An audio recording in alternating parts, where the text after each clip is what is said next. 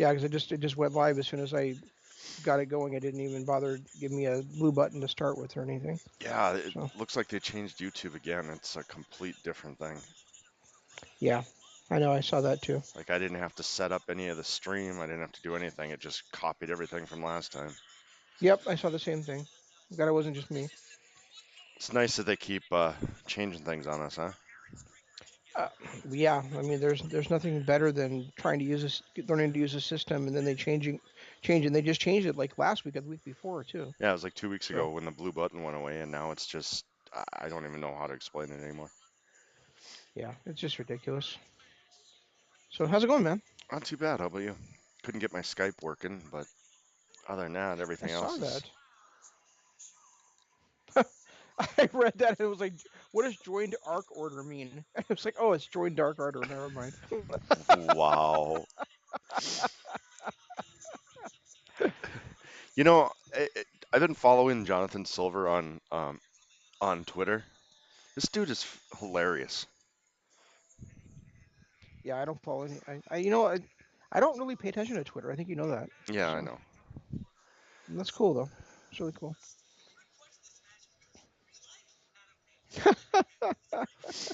He's certainly enjoyable. So does he is he using the claw hold for his finisher now? Is that why he's doing the claw thing? I have no clue. I don't know. But Okay. Jonathan Silver is kind of been the breakout of Dark Order. Like, I mean, Brody Lee's, his badass. Uno and Grayson they go away. I mean, I haven't seen them in months. Hmm. But Jonathan Silver is kind of the breakout star of this. Yeah, absolutely. The problem is he brings too much comedy to it, and something like Dark Order shouldn't be comedy. No, but he'll. I expect at some point he'll have his like Jericho moment where he just he has a breakdown and he does a vicious heel at some Yeah, point rather than just being the comedy guy. but I mean he's really good in the ring. He's a fun personality. I like his character.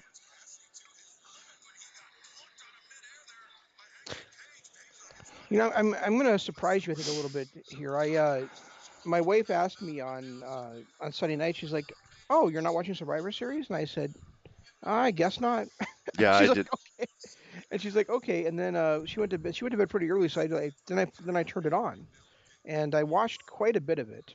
Oh, did it? Um, and I watched it. And there was nothing technically wrong with it, but at the same time, there was nothing that like gripped me emotionally. And I don't think it's just not watching it for months. I think it's simply that they just don't tell compelling stories on there. And also, I mean, I can turn on AEW or Impact or NJPW or probably MLW, definitely Ring of Honor, and I can see a great match and be like, yeah, that was awesome. But I'm watching the stuff on WWE and none of it did I look at and then go, there was like I said, there's nothing like technically wrong with it, but it just felt like there was nothing on there that was actually even a great match. And then that main event between Roman Reigns and Drew Galloway. McIntyre. Wait, McIntyre. um, McIntyre looks amazing now. I mean, he looks like super built and buff Mm.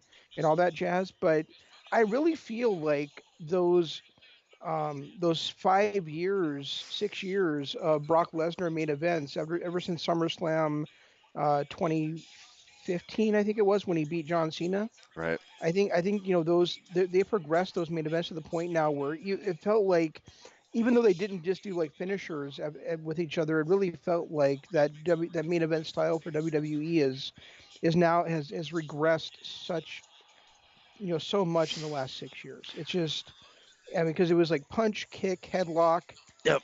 spear, Superman punch, Future Shock DDT, and Claymore kick, and that was pretty much what I saw in that match. Yeah, And it was just so sad to watch guys that I know can wrestle better than that, and then just put on that kind of a style of match, and it was that itself was absolute track in my opinion. there were two matches that I heard were just amazing. Well, three if you count the tag match, New Day versus Private Party. Didn't Um, watch that one because I don't care for either team. Sasha Banks and Asuka, I heard was really good, and then Reigns and McIntyre. Supposedly Reigns and McIntyre, from all the feedback I was seeing, was one of the best matches of 2020, and that Roman Reigns is the MVP of wrestling in 2020. And I watched that match and I had the same feeling. I'm like, there's nothing here. It's just two big guys punching each other. Yeah, you're gonna be shocked. You're gonna be shocked to hear this, but my favorite part of the night was watching Shayna Baszler in that women's elimination match. Yeah, I never even watched that. The only one I watched was the main event. And when I was so disappointed in that, I didn't even bother to look at anything else. Yeah, I don't blame you. I kind of like the story they told in that women's elimination chamber too, or not elimination chamber, but Survivor Series match too, because it was Lana had been kind of like put down by especially the tag champs who are Nia and Shayna, Right, um, and basically like at one point in the match, uh, Lana had tagged herself in and was doing pretty well in the ring, and then she got tagged out, and Nia ordered her just to stand on the ring steps the rest of the match, not to move until Nia told her to. And then it came down to Nia, Shayna Baszler, Lana on the Raw side, and the EST on the SmackDown side. So Nia gets thrown to the outside. Lana, of course, is on the outside because she can't move from the ring steps, right? right, And um, Shayna has Bianca in the Karafuda clutch. Well, um, I really like the way Shayna was eliminated in this situation because you can look at it and say, well, yeah, she had a point. She has Bianca in the Karafuda clutch, and Bianca passes out in the Karafuda clutch, but then falls onto the ring ropes. And so the referee does a 5 count and disqualifies Shayna. And Shayna is rightly arguing with him. Well, she was already knocked out before she grabbed the ropes, though. You should have called the right. match. But of course, the referee didn't. So Shayna gets eliminated, but doesn't lose any weak. Doesn't look weak at all in losing. No, Um, and then um, Nia and Bianca Belair are brawling on the outside, and they get double counted out. So that leaves the sole survivor as Lana. nice. Yeah. Yeah, I don't know. I it's hard lately watching wrestling because I've never seen, like, when people review it, I don't know if they're playing nice because they don't want to upset the fans of the product or the company or something. But I can't remember the last time I heard anybody say that was just garbage on any of these review things. Every now and then, they'll say, "Oh, that was a pointless match, didn't do anything for anybody." But like when we came out of Full Gear, the first thing I said is there were parts of it that were just garbage. Hmm. And you don't get that from anybody anymore, no matter who it is. Like I read reviews online for all companies, and every company, every match they pick out how great it was and talk about how great that was. Even like a C match, you never really see, oh, that's just a waste of time. That was just a waste. That never should have even been there. So it especially when it comes to WWF or WWE. I Yeah, I was and gonna say the one exception to that seems to be evil, because people are not afraid to say how much they hate evil, and I have enjoyed the hell out of Evil's character oh since he I changed. yeah You know, I was a I fan of mean, his before, but I'm not saying his matches are are 5 star or 4.5 star by any means since his turn, but there's not been a single match of his that I have not enjoyed that I've watched because I love his character so much. right, I agree.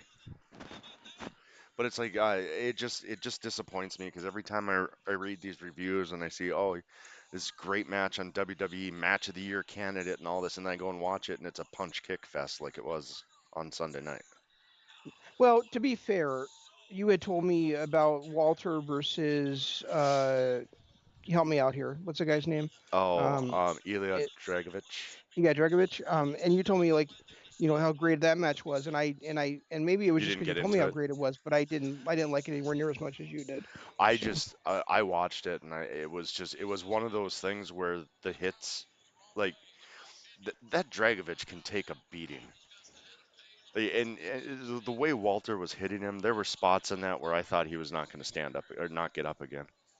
Like I thought he was just out cold, and he would just roll over and bounce back. yeah, I mean that definitely is true with it, and the brutality is true as well. But I still had the same feeling watching it that I have been watching so much WWE / NXT stuff. It just again, it's still even with all the brutality, it still felt too controlled to me, Yeah, like too I can technically see that. precise. I can see that. Yeah, Yeah, yeah. it was more the brutality that I was saying it was made it great. Not Yeah. so much that it was, it was a really good storyline that was being told between the two, and the brutality was off the hook. But did you really feel like, and maybe you did, and I'm not going to criticize you if you did, but did you really feel like it was more brutal than the Pete Dunne Walter match? Because I thought Pete Dunne versus Walter was fucking awesome last year. You know. No, I thought, yeah, I agree that the Pete Dunne-Walter match was worse. That the first one that they had for the title when Walter won the title you're talking about?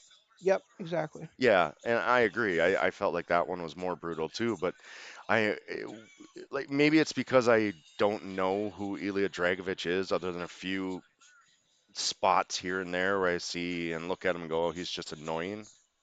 Hmm. Maybe that's what made this one stand out a little more, where the Walter and Pete Dunne, we kind of expected that. I didn't expect that out of what I saw out of these two guys. Yeah, that makes perfect sense.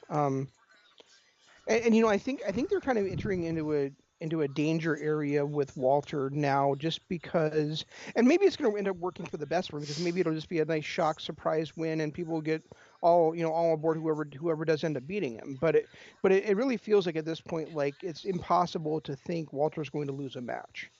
You know, Well, considering he had never even been pinned in a tag match right? And until until Ilya did Dragovich it, did it. yeah, Yeah. yeah, right. Oh, here's Dark Uno. Huh. Or He was Evil out there, Uno. yeah, yeah. They were out there before doing the interview with him. Did Oh, you were see they? that? No, I didn't. Yeah. I didn't. I mean, they came in as this hot tag team, and now I can't remember the last time they had a tag match. Maybe they do on Dark, I guess, but Yeah, maybe. I have no idea.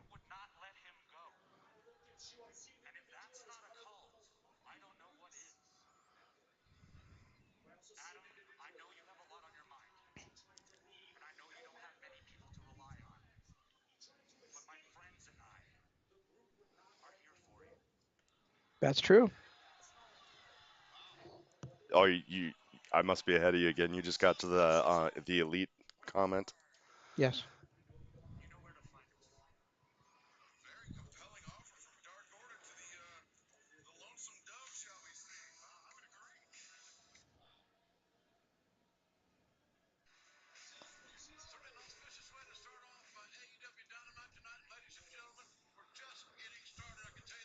Let me know when Hmm. Tony and Ross are on your screen. Who? The announcers. They're on my screen.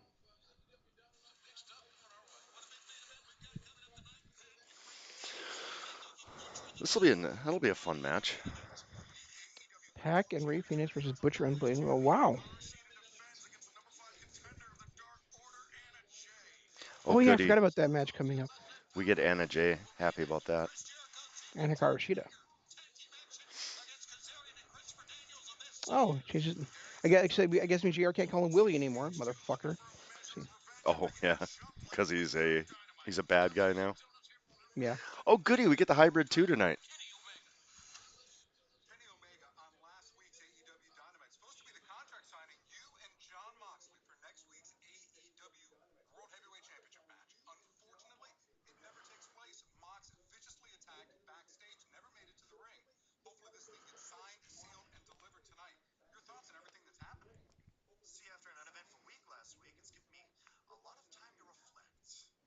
I thought Kenny signed it last week.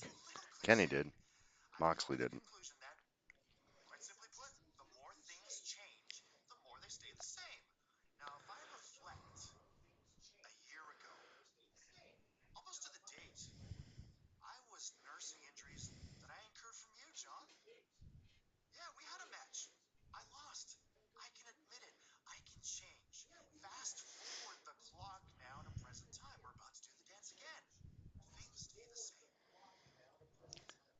Oh, there are two things I want to say after this.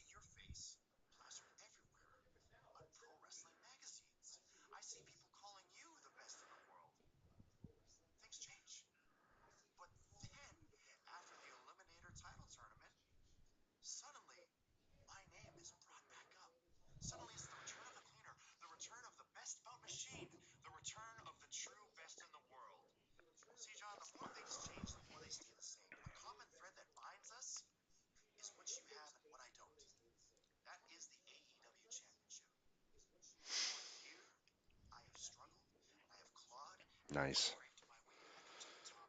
What the hell?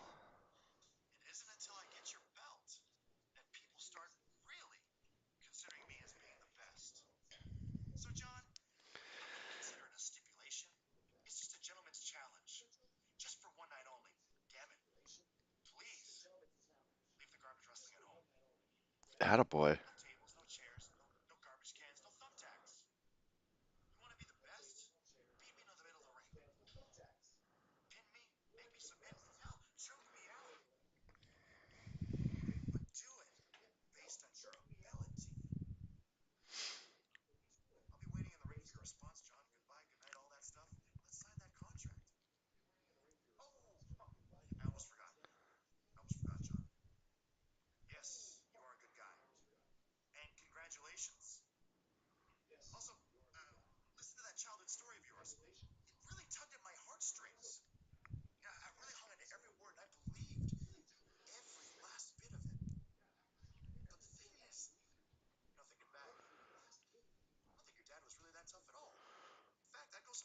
What a great promo.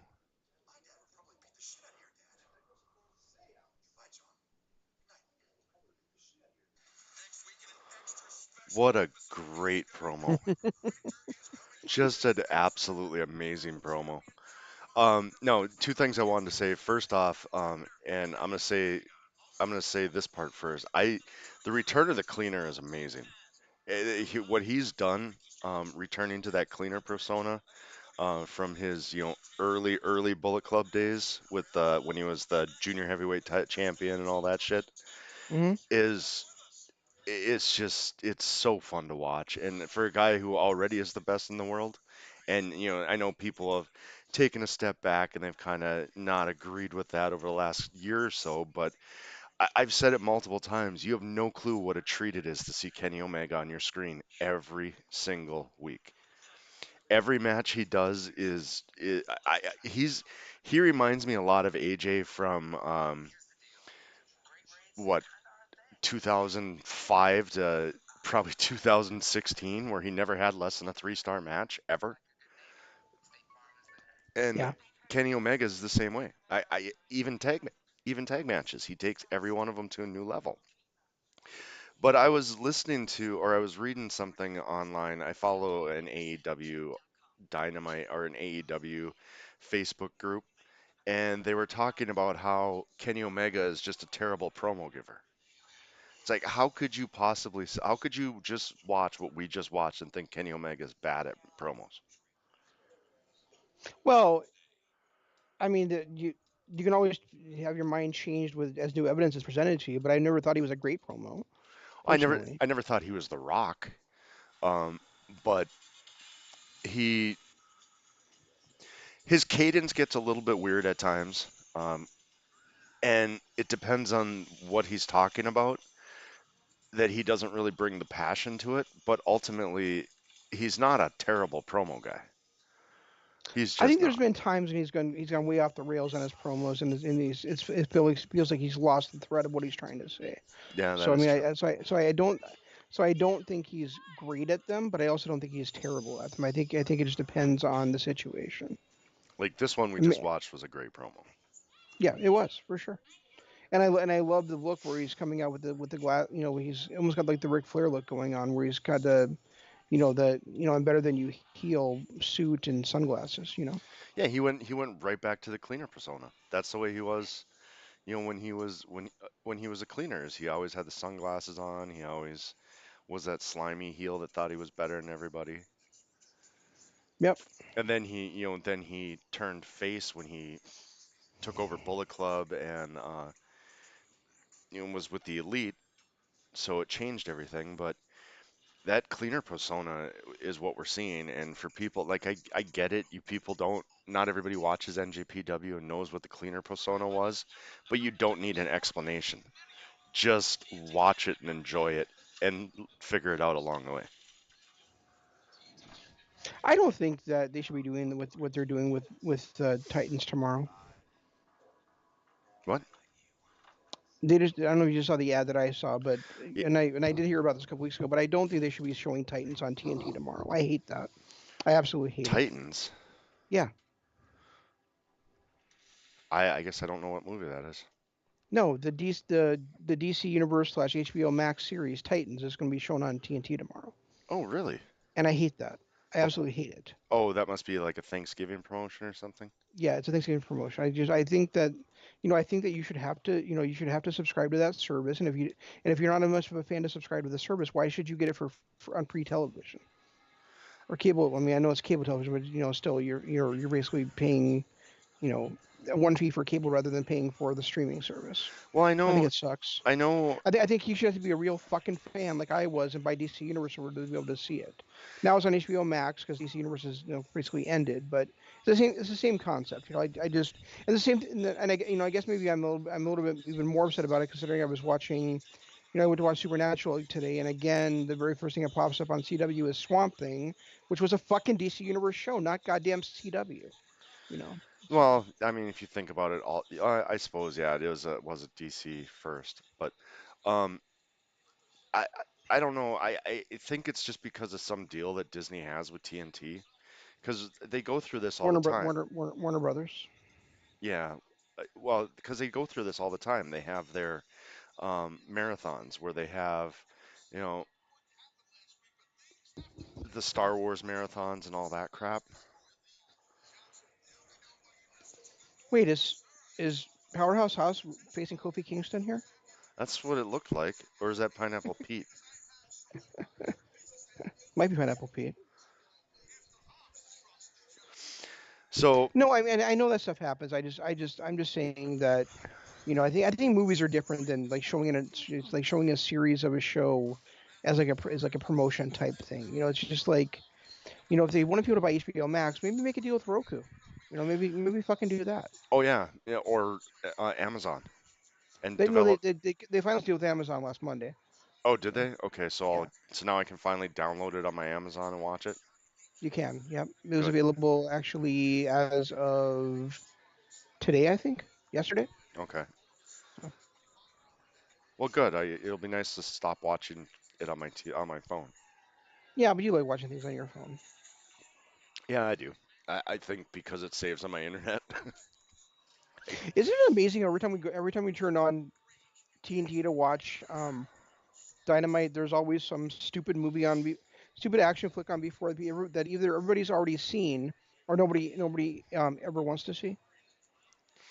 Yeah, I mean, there's been a couple that I've gotten into, but they're ones that I've already seen and liked. But like this one before, I was watching like 15 minutes before, and it just made no sense to me.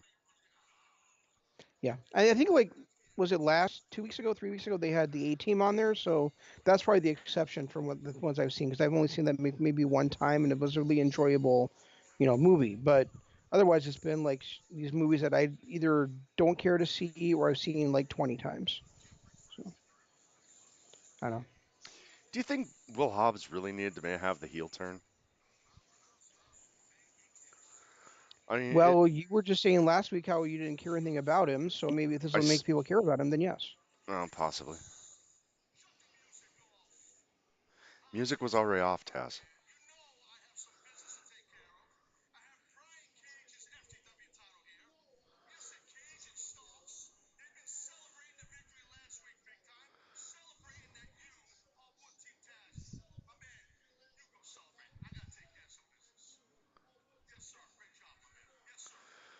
What the is the point of what? Just what?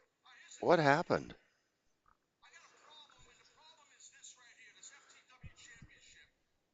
All right, that isn't a problem. I agree.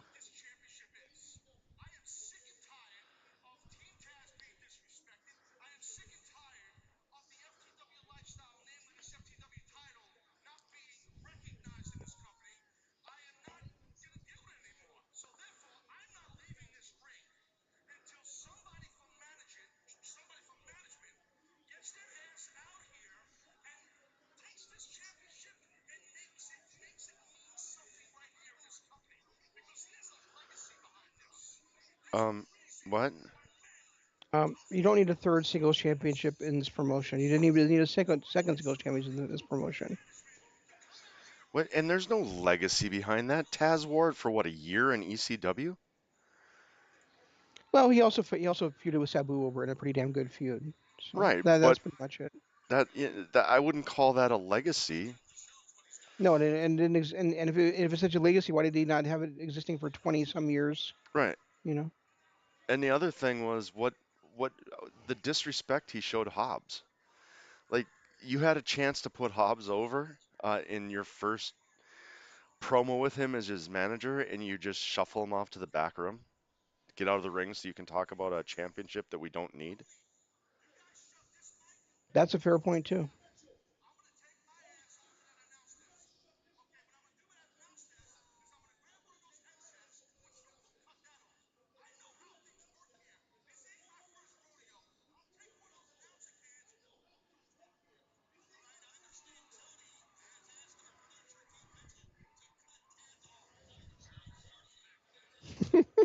Oh my God.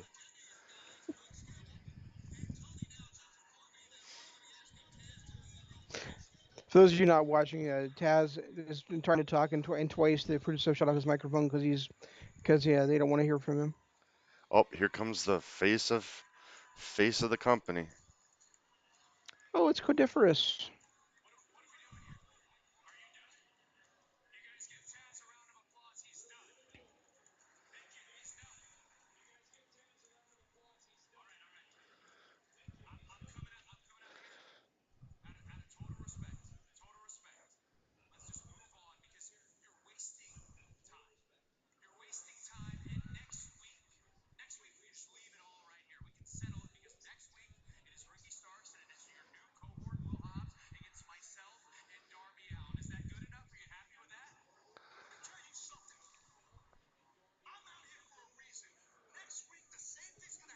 Apparently not.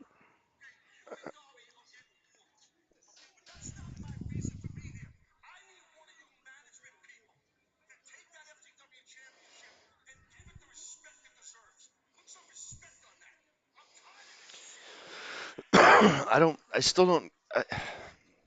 Cody, I'm never gonna be able to treat you to look at you with respect with that tattoo on your neck. I just I, can't. I can't look at Cody with respect, period.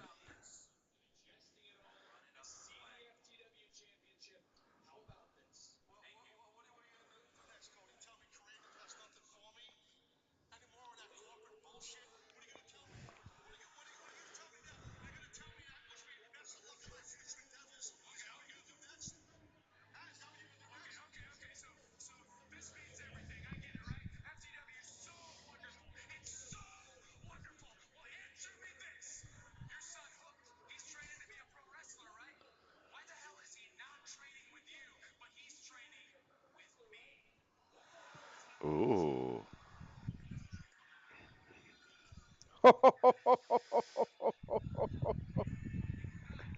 Taz has a son named Hook. I didn't know that.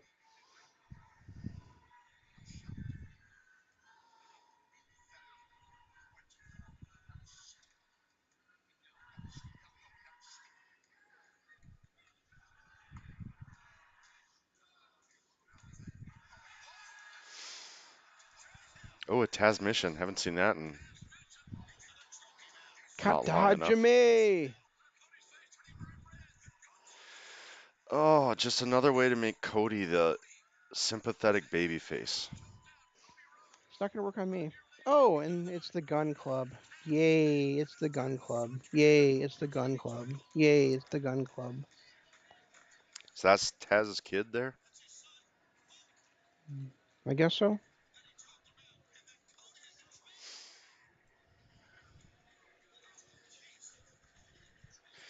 Billy Gunn gets as much TV time now as he did in the 90s. Yeah, and that's the thing is I just don't understand why Cody would invite them. I mean, in the storylines, not like in real life, and in the stories, I don't understand why Cody would invite them into the Nightmare family, and why those two guys are getting that kind of TV time. I don't get it at all. Unless I they're to unless to they're me trying to to push me his kid. to me they should have they were there to be. like fodder or get screen time when it was COVID. I mean, I know it's still COVID right now; it's raging over across the country again. But when COVID was starting out, and we didn't know how to do these safeguards, and nobody could travel, and they were in the area, then I could understand them getting the time they got. Now, I don't get it at all. I mean, I get Austin getting some run maybe on Why? dark, He's a see, carbon copy of his dad. He doesn't do it a single unique thing, but if he and he's like 4 feet shorter than his dad. if he gets some run on dark, it's not a bad idea to build up a talent. Maybe he can learn and become better. He's still 4 feet shorter than his dad. I mean, he makes Taz look tall. So, what the hell does that matter?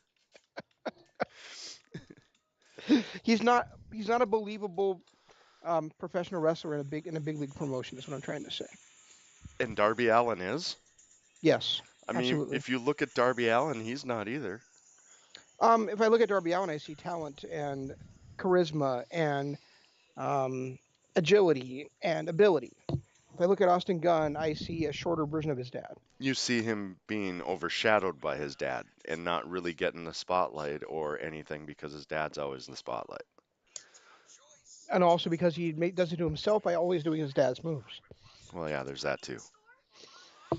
and wearing his dad's tights. Well, and that's what I'm saying is like stop giving Billy so much time and maybe give Austin some time to develop his own personality and not to be a carbon copy of his dad. Well, yeah, don't you think that's also Austin's choice? Yeah, maybe. I mean, but also it's when his dad is one of the members of the third most famous faction in the history of wrestling. It's kind of hard, it'd be like if I saw Bret Hart's kid wearing the pink tights. Right, but that'd be if his runner. And I'm not saying that Austin shouldn't do any of his dad's move. I'm just saying that I don't think I've ever seen him do a move that wasn't already in his dad's arsenal. I mean, he Yeah, basically like wrestles like a carbon copy of his dad. well, and that's what it sounds like is that what I see too is the same thing you do. I just see them making a carbon copy of Billy Gunn and living off of Billy's fame and not Right. developing Austin into something unique. Exactly. And I don't think, and I don't, and I mean, maybe he is capable of that. Maybe he's capable of being unique, but we have not seen any evidence of that whatsoever. And we won't until they break those two apart. And he's not very young either, is he? Isn't he in his 30s already? I wouldn't think so. I mean, Billy's only 50. Okay. Well, Billy's not that old, is he? I don't know. I thought he was pretty old.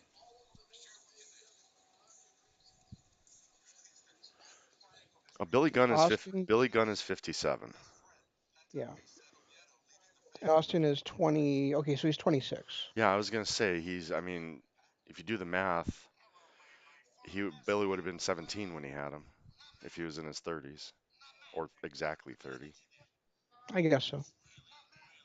But yeah, I mean, you're right. I don't. When you look at Austin No, if he was Gunn, exactly 30, he'd be 20. He would have been 27. You said he was 57. oh yeah, okay, yeah, you're right. You're right.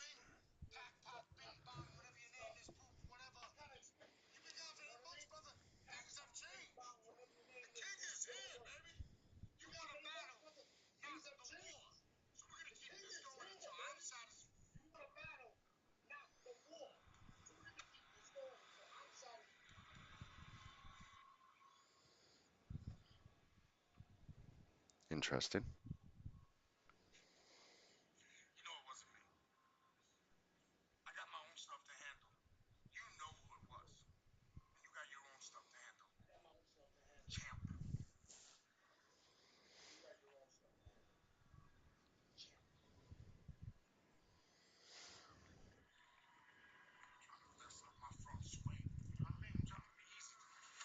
Oh my God.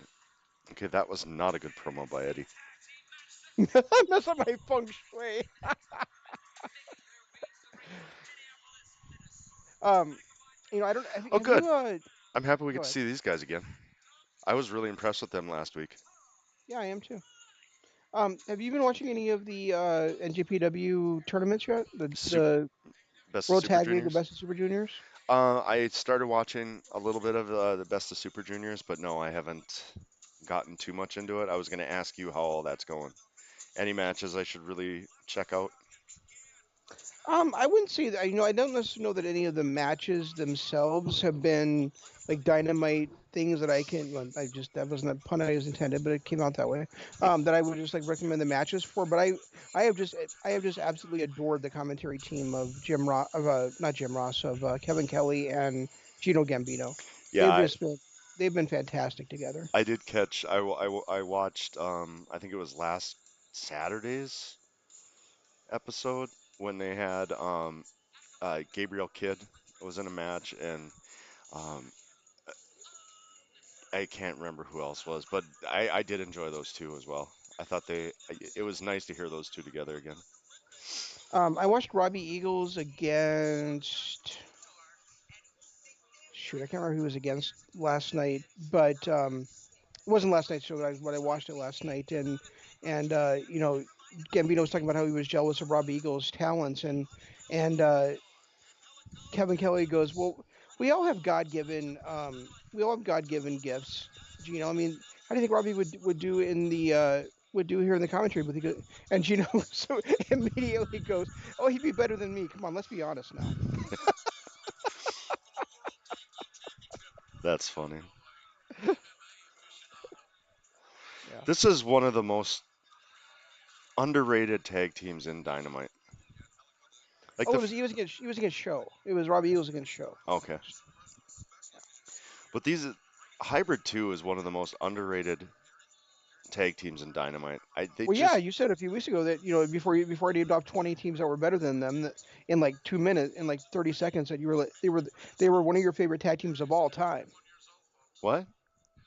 Hybrid 2 I said that about? Yes, you did. I look, all I can say is there's stress in my life and sometimes I ramble and don't know what I'm saying. But I do think Hybrid 2 is really underrated. I mean, I, I think they're a team that deserves at least some kind of push, but they never even get a chance. Yeah, and they're probably not going to. I mean, let's be No, honest. unfortunately they're not. You know, There's too many teams in front of them, and then you got to do these up and coming teams like like these guys right here that are going to be pushed ahead of them almost certainly. right. I mean, like you said, we've got Bucks FTR at the top. Um, SCU is, still alive and kicking. Well, actually, it's the Addiction tonight. And there's at least two Dark Order teams, although one of them we never see anymore. Right. Yeah, I think unfortunately, I really, I've always been a big fan of Jack Evans, but I think that Hybrid Two, their interaction with Kevin Smith and Jay Muse on one of the very first Dynamites is probably going to end up being the thing that they were probably most known for And in Dynamite history. You know, that's too bad. Like, and I but guess, don't you think it's probably the case though? oh I yeah, mean, don't it absolutely is. And it's not so much. I just don't see them, as and maybe they'll surprise us. Maybe something will happen and they'll catch fire somehow. But I mean, I really think that they're really in here to be journeyman jobbers to the stars. Well, and I think I mean, they started out great and then had that really weird heel turn right after they started that didn't do them any good. Yeah, And then it's been ever since then, they've just been kind of heel tag team number four, as you like to say. yeah, There's yeah. nothing, They have. and as talented as Evans is, especially Evans, it's another team that I'm just curious why they're never going to amount to anything. Well, and I feel the same way about Luchasaurus on the singles ranks. I mean, Good point. Yep. he was so hot when at All Out last year, and he had that injury, sure, but even since he's been back, they have not really capitalized on the momentum that he had, or helped him to reestablish that momentum. And they've been when they've had him on at all, it's been mostly to as a supporting role to Jungle Boy. Yep. And I just think that's too bad. I mean, I understand wanting to have the younger guy rise up and push him towards the future. There's nothing wrong with that, but there's no reason that the guy that already is ready shouldn't get a shot at the same time. Well, You know. they have way too crowded of a main event scene, which it's funny because remember when we first started watching Dynamite, we were like, they've only got 3 or 4 main eventers. What are they going to do? And now they've got so many people at the top of the card that talented people are going to get pushed down, unfortunately. Their roster is just getting too big. I mean, look at they didn't they sign Matt Well, Cordona? okay, okay. So I agree with that, but does he really deserve to have less spotlight than Kip Sabian or um, Will Hobbs or Ricky Starks No, or absolutely not. um, who is that? I'm I'm I'm I'm literally drawing. I'm legitimately drawing a blank on him. So I'm not just being a dick at this moment. But the Sean Spears. That's the other guy I was going to say is Sean. I mean, does he really do they really deserve to does he really deserve to not have a spot on the show when Sonny Kiss has a spot on the show? That it's just or the librarian has a spot on a show. That's the kind of thing I'm talking about. Is it not even being in the main event, but when's the last time we even saw Luchasaurus? I can't remember the last time we saw him on Dynamite. I I can't either. And if I remember right, I think the last time we did was in a tag team with Jungle Boy against was it against the Bucks? Yeah, it was that tag team against the Bucks. Yeah, I mean, I think well he had that, and he didn't he have a lumberjack match against what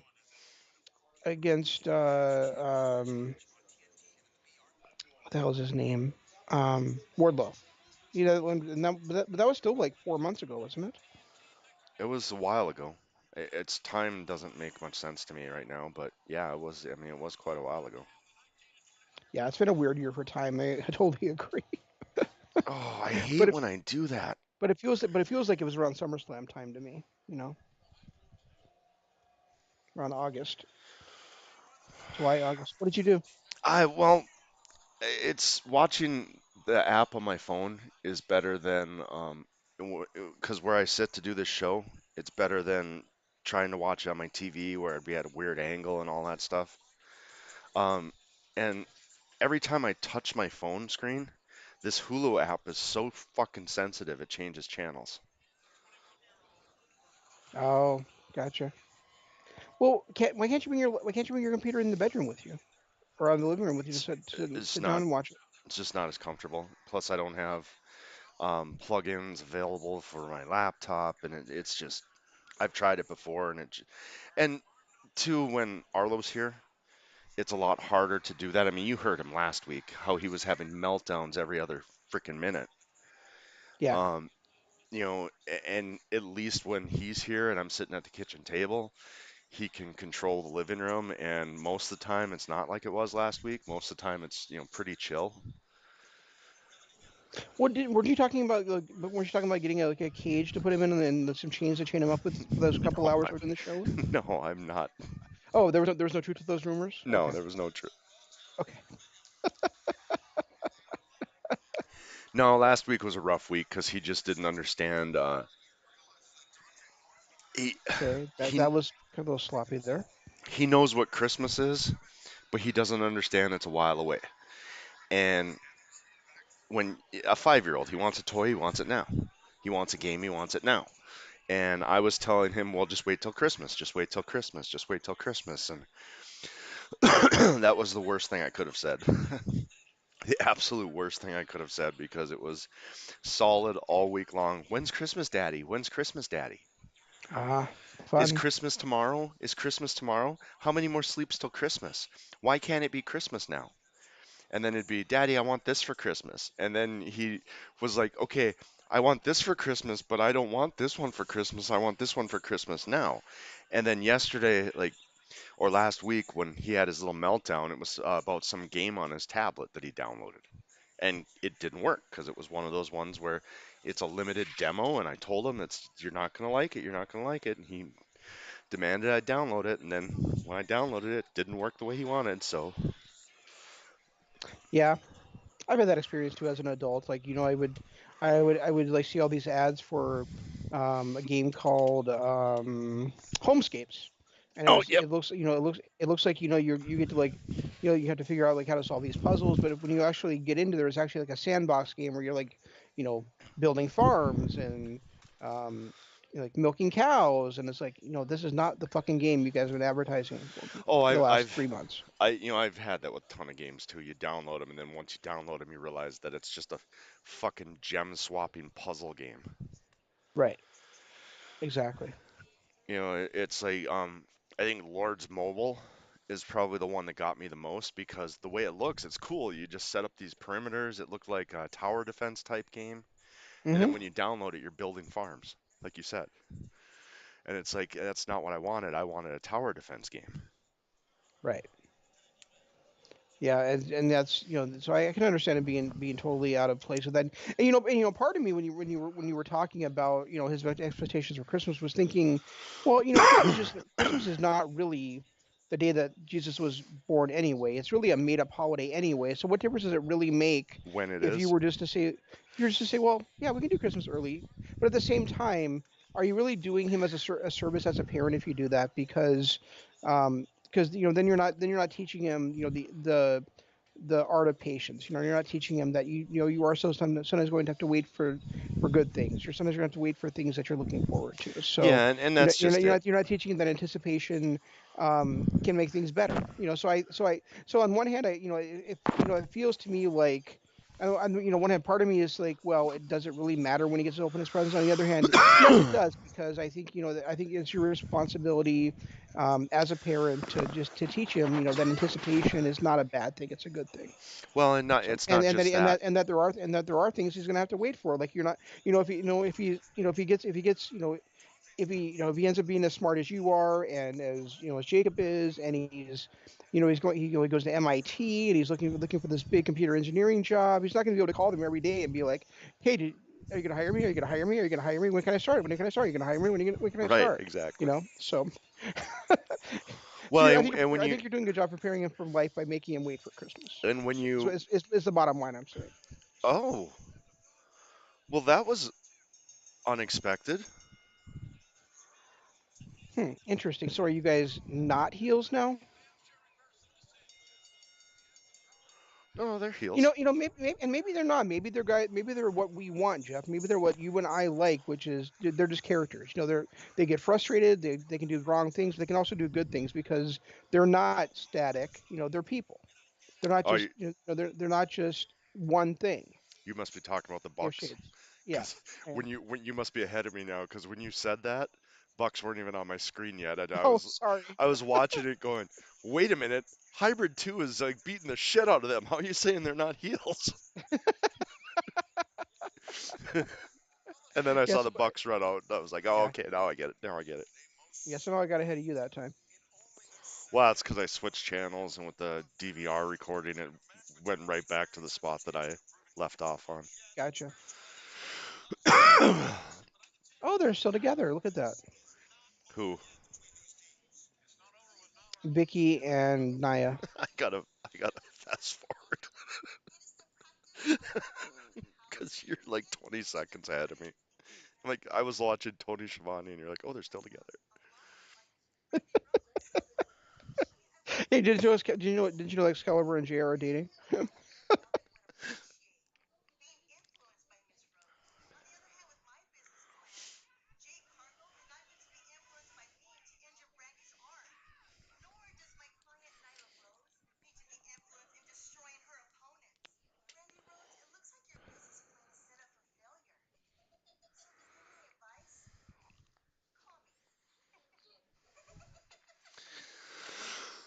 I know Vicky made her name in WWE, but I wish she would alter her character a little bit.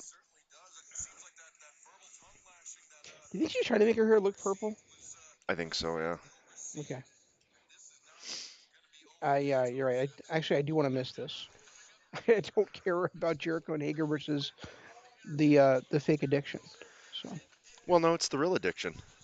no, they don't act like the addiction anymore. No, they don't. Now they're They don't even now act they're like now, SCU anymore. no, they're just a generic baby faces. So I really, you know that I'm one of the few people that, well, at least that, at least I've seen say that I didn't care for SCU, Yeah, now it's just, it feels like it's gotten even worse where they're just like generic babies. I mean, they're guys that I loved in their previous incarnations, and to see what happened with them once they became part of being the elite.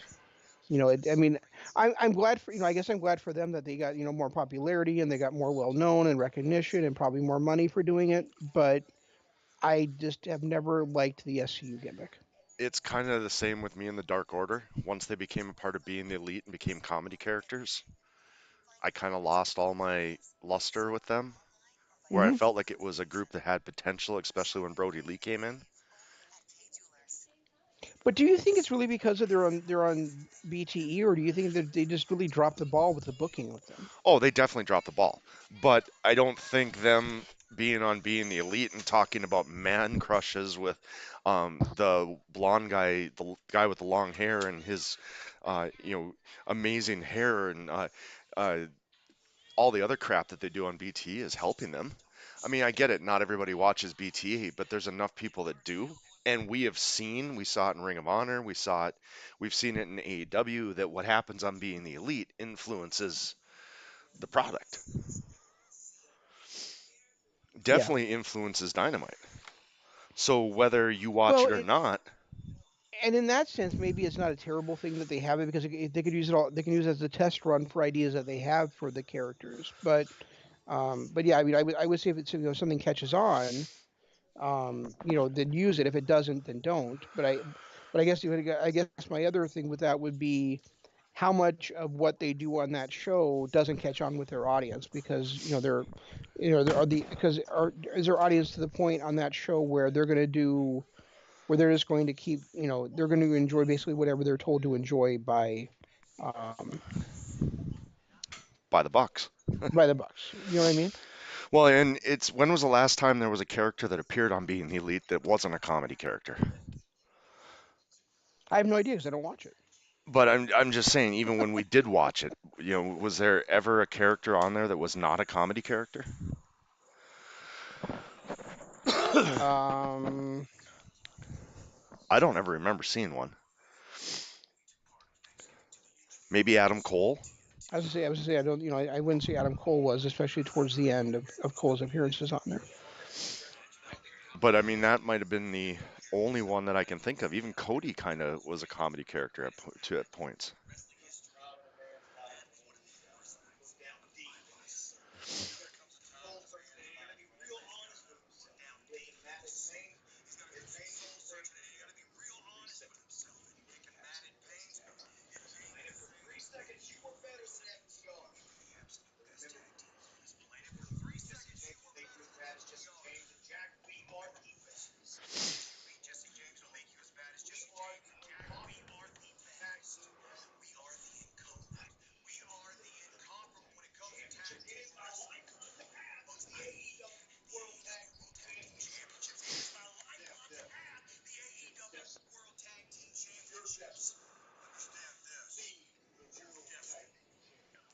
Oh,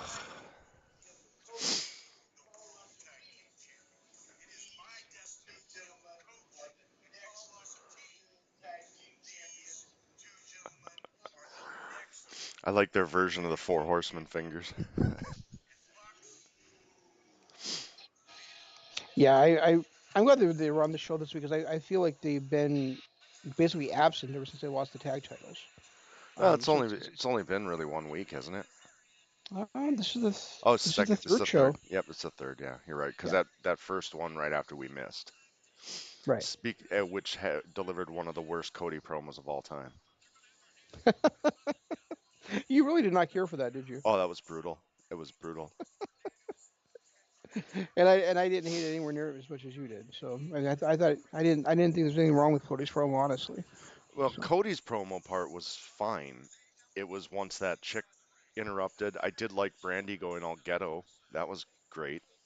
yeah, But that whoever that Shaq uh, spokesman was, that just was.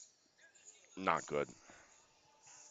Well, at least we have these two celebrity matches to look forward to now in AEW at some point. We've got Shaq versus Cody, and we've got Tyson Chris, Jericho, Chris Jericho versus Tyson. Yeah, which is another one where it's like you set it up so great. What was that? Almost a year ago now. it feels like it, but didn't. But I thought I saw that Tyson actually had a boxing match like last month or maybe earlier this month. Did I am I wrong about that? Well, no, that's the whole reason he made the appearance was because he was in training and was going to fight again. Yeah, So I had that's no idea that was actually happening. that's why he made the appearance was because of that. But I didn't know if the match actually happened because I thought it was shut down because of COVID. I have no idea. It might have been. I thought I did see it advertised, though. That's for sure. Yeah, But he's okay. So there's no mask law now in Florida. What the hell? no, there is. But those are all wrestlers out there, so I guess they don't have to worry about it because they work together already. See, now the audience out there, they're wearing masks. Okay. Let's see. I guess if you're technically part of the show, you don't have to.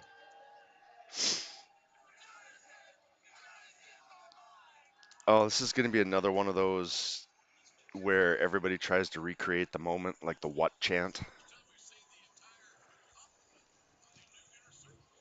Oh, oh, that's right. I forgot. So like, oh, look at that. Ortiz and oh no, that wasn't Ortiz, was it? That was Santana. Never mind. I think that this MJF inner circle thing is going to do wonders for Sammy too. Oh, he's facing Roy Jones Jr. I didn't realize that. What's that? Tyson's facing Roy Jones Jr. Oh, so it hasn't happened yet? November 28th. It's scheduled for, which is what, this coming Friday, Yeah. No, Saturday, Saturday. Yeah. Saturday.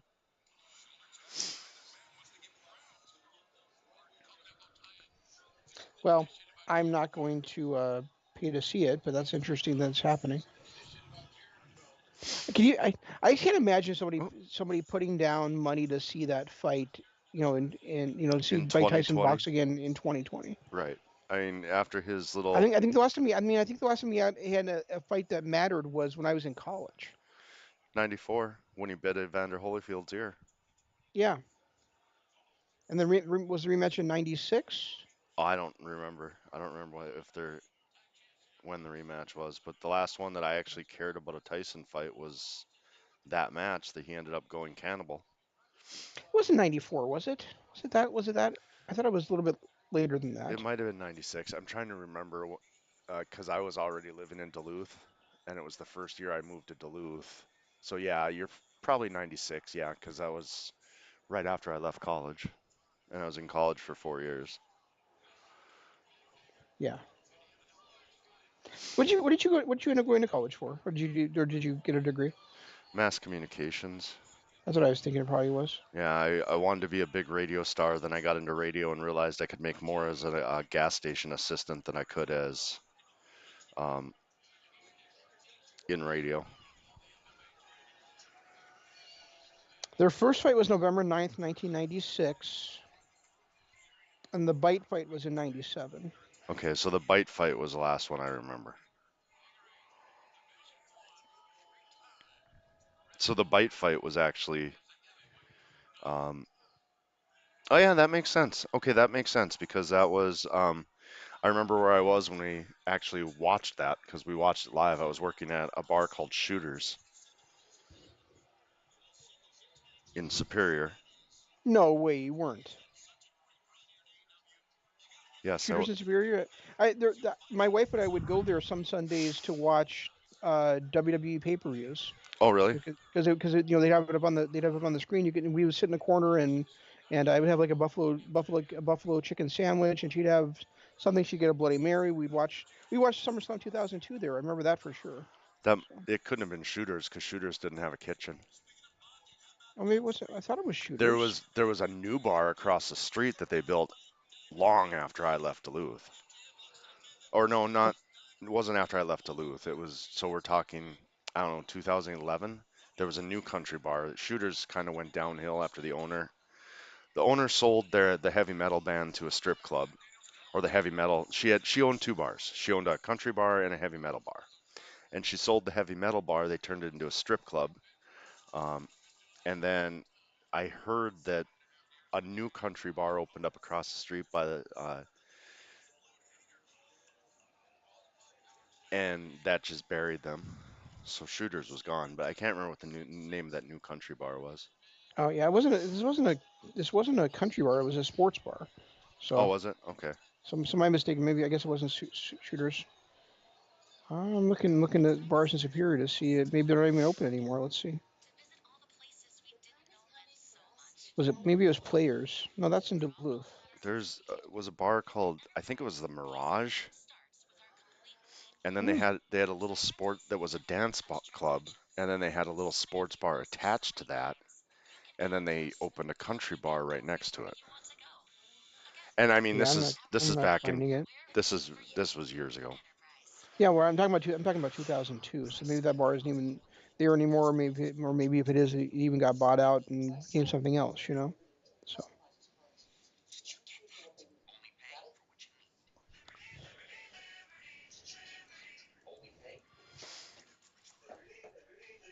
Oh no, no, I still don't understand the idea of Jericho. And I know I talked about this last week too, but I don't understand the idea of Jericho and Hager going after being the tag team within the inner circle, going after the tag titles when they've already got a tag team. a tag team in there in Pride and Powerful.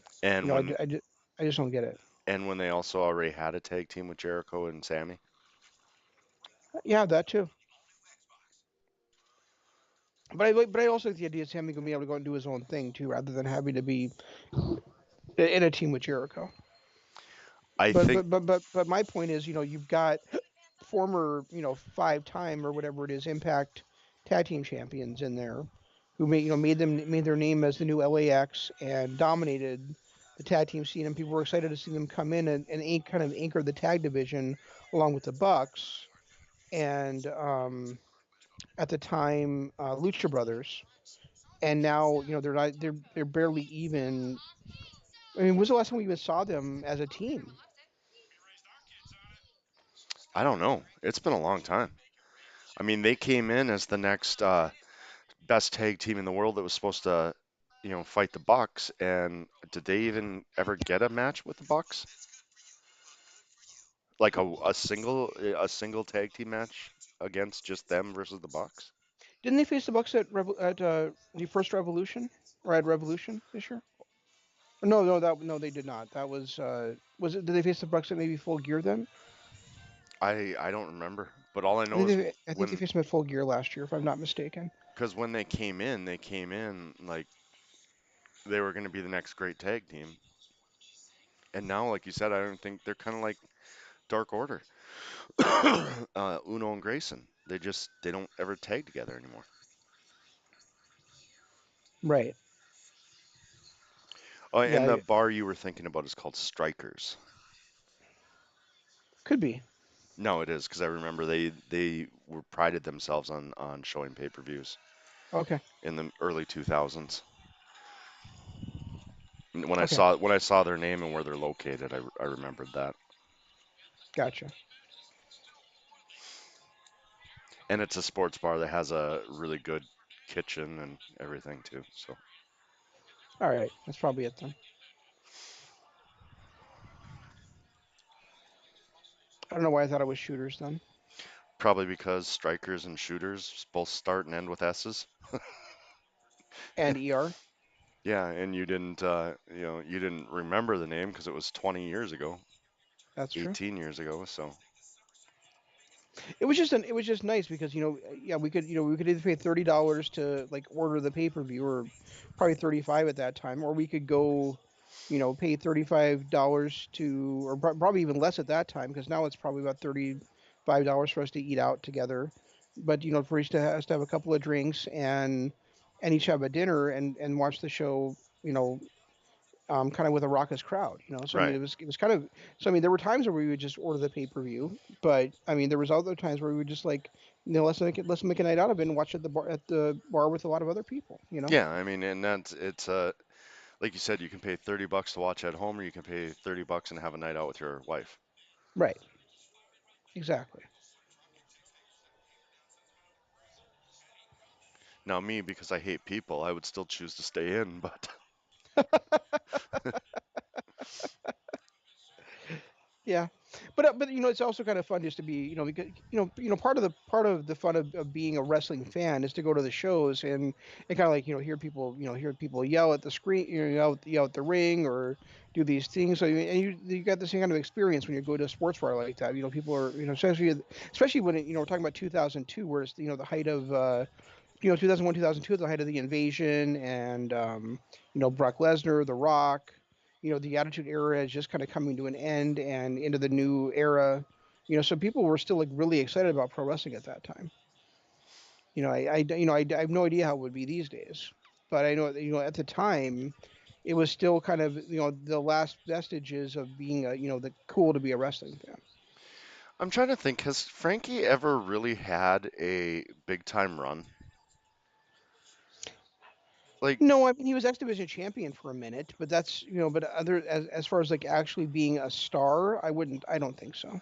I mean, he was involved in a couple of pretty decent storylines, like his whole fake NWO or Bullet Club turn when CD won the Ring of Honor title, and Yeah, but then that was really more about that was more about CD. getting the title on Daniels. Yeah. Yeah, and I mean, other than that, the only other high profile anything I can ever remember him being in was when he was a member of Fortune. I've really been itching to go back and watch those shows too, just so to watch those shows around that time frame where we got the Bucks versus the Hardy Boys, and we got Daniels versus Cole for that title, and we got Oh yeah, Marty Fish versus Kushida, for the TV title, that kind of stuff. Marty So Fish. Bobby Fish, sorry. Okay, I was gonna say it. What? Or no, we got Bobby Fish versus Marty Skrull For for the the TV TV title title. around that time frame. You Yeah. know, But that was also the time frame when Jay Lethal was in the worst Ring of Honor title run ever.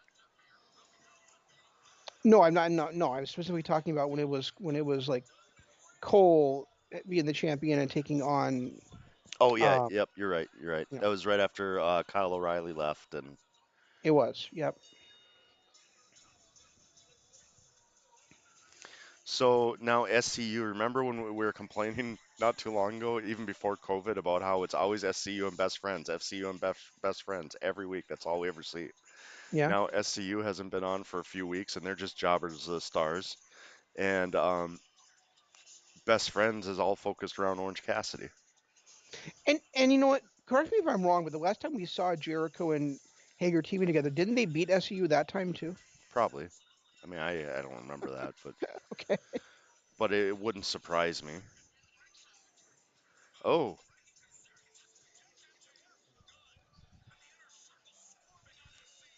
still my favorite line I think I've heard in wrestling was when Excalibur during the pay-per-view Full Gear, when Excalibur said that even MJF's parents have mixed feelings about him. Yeah. Oh, it's the ring. Dynamite Diamond Ring. Now Who's that? Oh. here's another guy that Wah, wah. yeah, that's another guy that got pushed to the moon and then they just kind of gave up on him.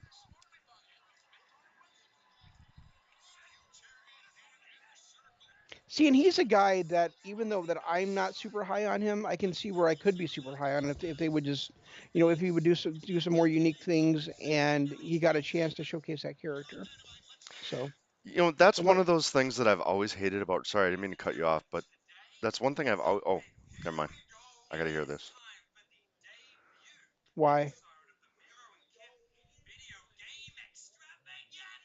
because I'm really liking these three.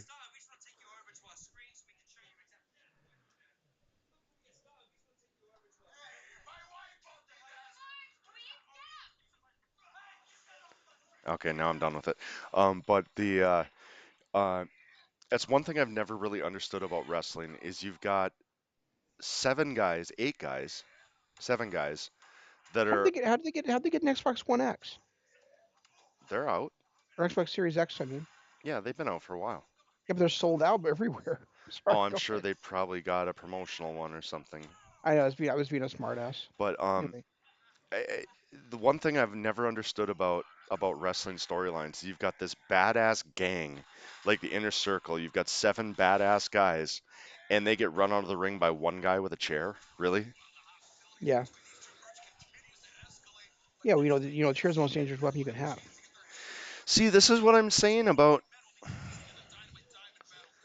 Oh, I just I hate the fact that AEW does this, where they put these like matches that should be saved for a pay-per-view for free on Dynamite, and then they've got nothing left for their pay-per-views, so their pay-per-views just look like another episode of Dynamite.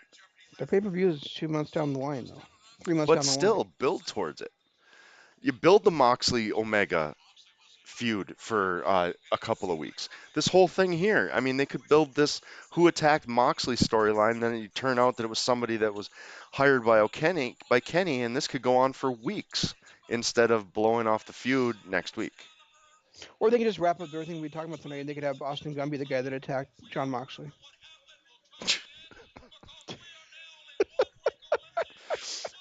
Oh, wow. But I like the fact that they do the four pay-per-views. I like that. I like the fact that they give stuff time to breathe. But the problem is they're still doing American booking where they're having blow-offs every month. You No, know, I get it. they're not letting their storylines build over the course of 4 months or 3 months, whatever. But at least it doesn't feel as rushed as WWE does to me, and also we're not having to see a three-peat of every big match. True. That is true. They keep the stories moving at least. I love Kenny's entrance with Justin Roberts running down all of his accolades, and I know you do. I'm so pleased with everything I've seen from Kenny. I love that video too that he has now. Yeah, and It feels so big time. I'm happy he went away from that anime stuff, the music and entrance that he had when he was a face. And I love how he gets Zoe Strother's daughters to go out there and dance for him too. That's pretty awesome. Those are his daughters? Zoe Strother's, I should say granddaughters at this point, shouldn't Oh, I? okay. Oh, Moxley, Why would Moxley do that? because he thinks Kenny attacked him, even though Kenny was in the Well, why ring. would Kenny do that?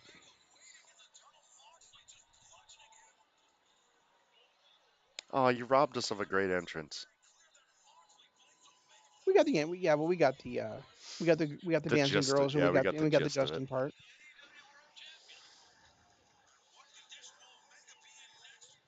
Oh, paradigm shift on the belt.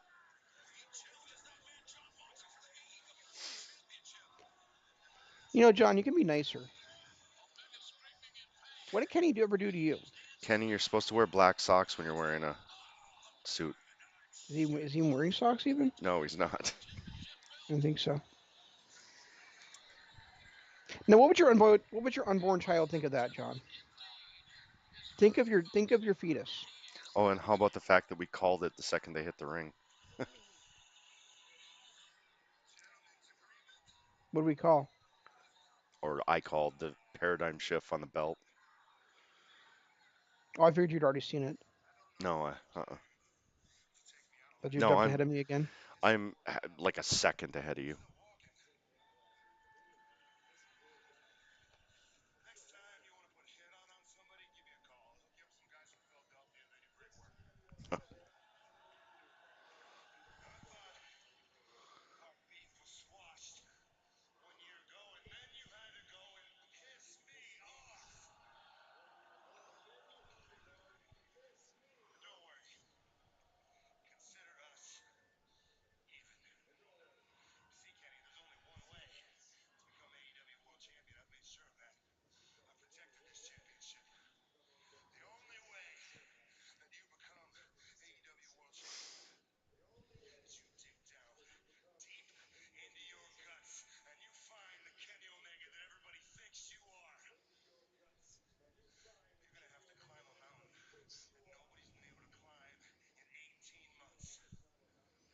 Has it been 18 months?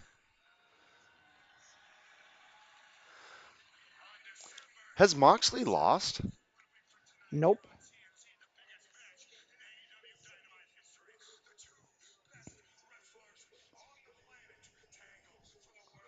Yeah, even in those unsanctioned matches, he didn't lose. He's won every match he's been in. Yep. And I believe that includes NJPW too, because when he lost the title, he lost it by forfeit to that monsoon. Remember? Yeah, and speaking of which, did you see that Kushida is calling him out, saying that if, Kushida is. or not Kushida, Kenta is calling him Yeah. out, saying that if he doesn't show up soon, he's gonna have to forfeit the title and all this stuff. Where's John been? He wants his title shot. No, I haven't.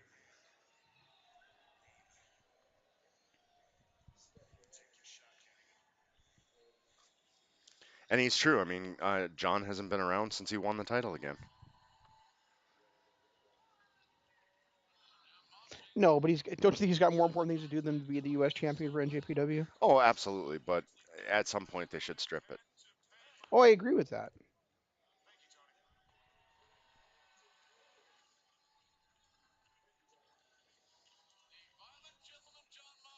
But they also said that the months that they were in COVID quarantine weren't going to count towards the 6 months between title defenses. Well, when did he win the belt? Was it right before we went on break? It was, yeah. He Okay. won it in the U.S. right before he went on break. Or Okay, no, he won so it. No, or was it Wrestle? Or no, he won it at Wrestle Kingdom, but he defended it against Suzuki in the U.S. in like February. okay, yeah, So, that's right. so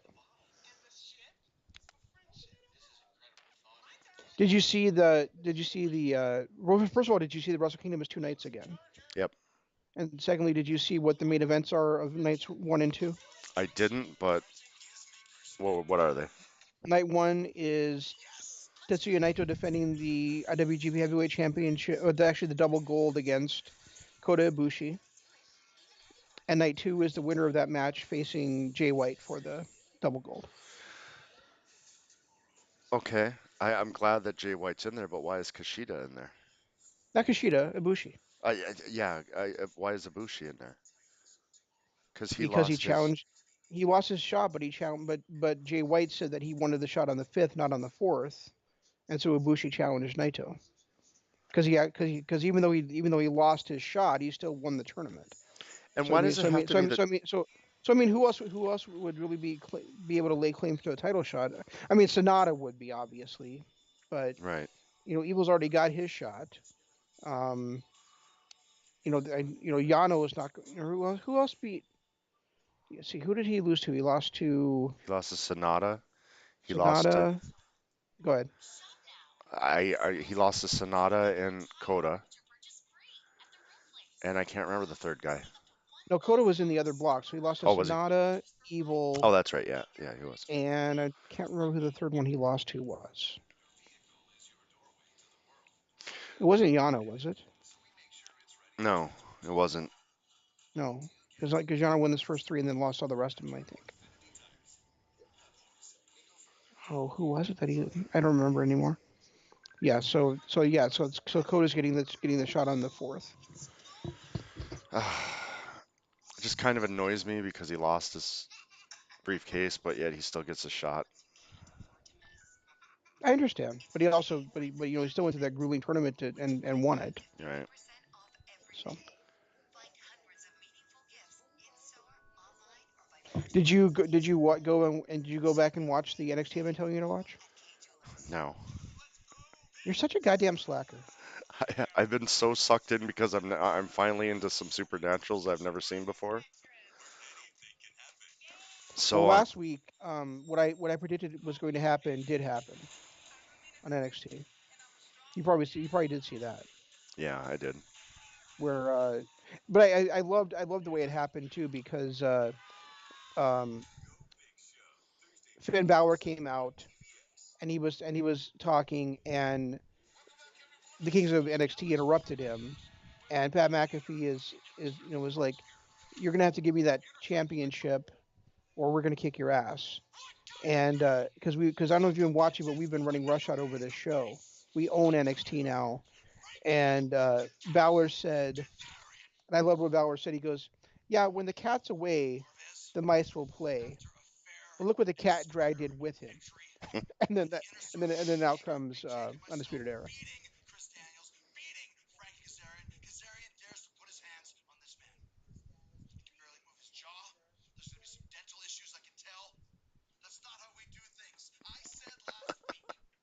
Fucking Jericho. MJF might want to call Britt Baker. Right.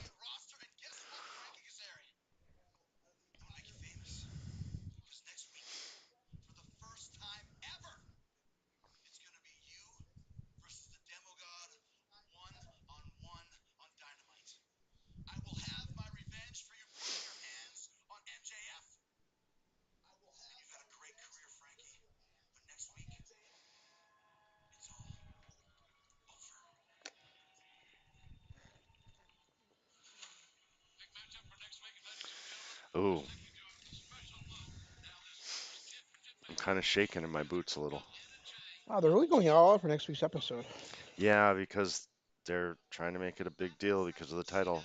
That's what I'm saying. It's been a month since we had a pay-per-view, so now we have to have a big Dynamite.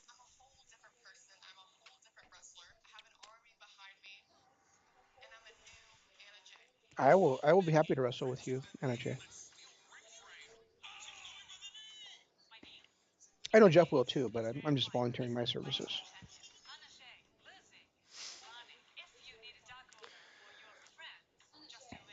I really like Sheeta in the ring.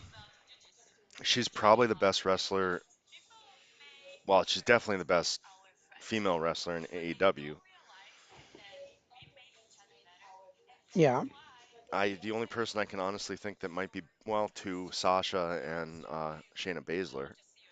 But I think I don't know if she struggles with the language barrier. She seems to speak pretty good English. I think she's getting there. It's just there's something missing with her. I don't know if she would benefit from a manager. I mean, I don't remember when there used to be face managers. Now you don't have those anymore. All you have are heel managers. Yeah, I mean, I think really what we're looking at is if she had, if we had somebody with Sheeta's in ring ability with Rio's charisma, then we'd really have something there, right? Right.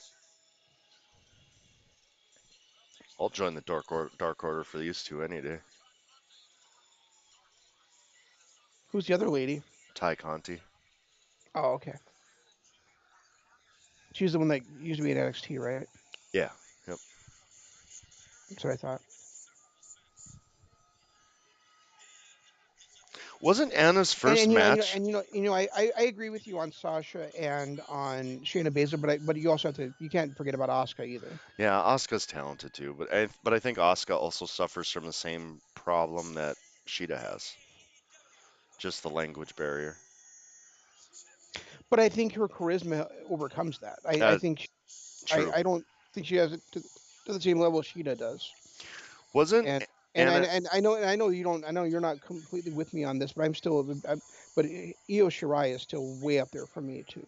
Yeah, I haven't seen enough of her matches since I don't watch NXT.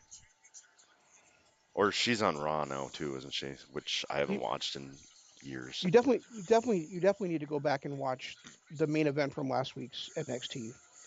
All right. Um, because that was Io Shirai defending the NXT Women's Championship against the Nightmare, Oh, all right. their first ever one-on-one match. So wasn't Anna Jay's first match against Sheeta right after Sheeta won the title? And I seem to remember thinking at that time that this was probably supposed to be a squash match, and it turned into an actually really good match. No, didn't Anna Jay? Didn't she? Wasn't they? Were they making a big deal about her debut? But then she actually got her ass kicked by that freaky looking chick, No, that like demon chick kind of nope, girl. that wasn't Anna Jay. I remember because I remember falling in love with Okay, Anna Jay the night that she debuted, and I was so impressed with how good she was. okay. Well, that's why. So it was somebody else they were making a big deal of, and she ended up losing really quick and really huge. Yeah, All right. I mean, Anna Jay lost all the time, especially on Dark, which is how she ended up in the Dark Order. But Yeah, but now she's like the number two contender or something, right? number five. Oh, number five. Okay, well she's still in the top five then. Yeah, I mean, but I just remember being really impressed with her the first time I saw her. One person I really miss is Chris Statlander. Yeah, me too. Too bad she's gonna be out another 8 months. Really? That's what I said when I googled it last week. Jesus, it's too bad. And actually, I think that was from October, so it might be like 6 months now. That's still quite a bit of time though. Wow, that may have been the slowest tilt Rebecca Baker I've ever seen.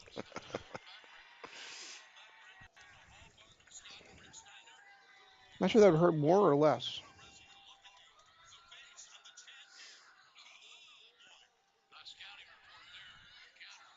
Yep, Jay made her first appearance in AEW on April 1st, losing to Hikaru Shida in singles competition. Okay, well you nailed it right on then. She's held the title for like 6 months now, right? And then she lost a singles match to Abaddon, who was the demon. So it was her second match that she lost to that Oh, okay, so freaky. we were both kind of on that then. Okay, Right. Yep. But she did get a lot of, because of her match with Shida, she did have a lot of hype when she came into that match. right, gotcha. Okay, that makes sense.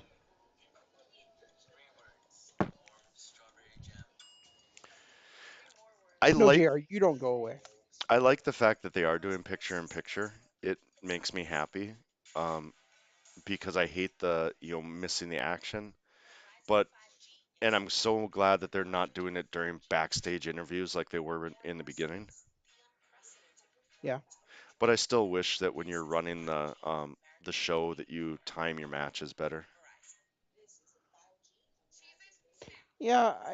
The only thing I think I don't like about picture in picture is if I go back and watch it later on the app, it's not in the picture in picture. I just missed that portion of the match. Right, yeah, if you watch it, like that's the nice thing. That's what I like about Hulu now is that it just records on my DVR, so I actually get the picture in picture. But when I try to watch it, you know, another time, then you're right, it doesn't.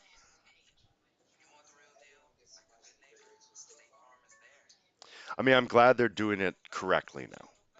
And I'm glad they're not, they're making sure that they don't do a commercial break in the middle of a match without giving us picture in picture. Right. I just wish that they would time it better so that they actually took like a commercial break. Like It's kind of go ahead. they could have a pause, um, with like they do in sports, real sports. They don't take a commercial in the middle of a play. They don't. No, they take time commercials.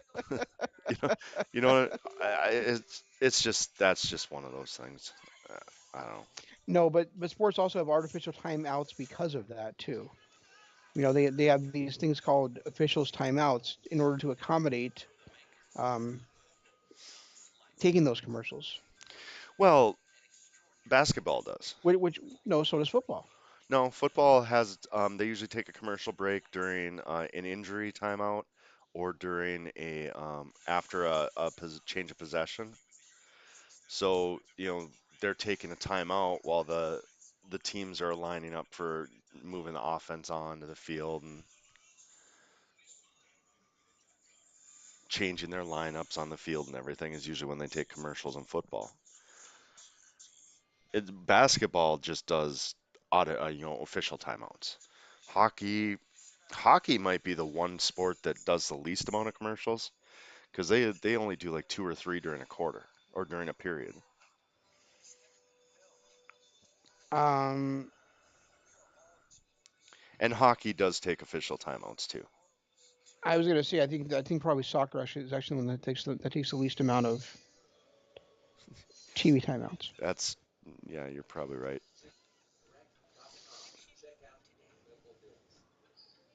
But if you take a timeout at the wrong time during a soccer game, you're going to burn down a town.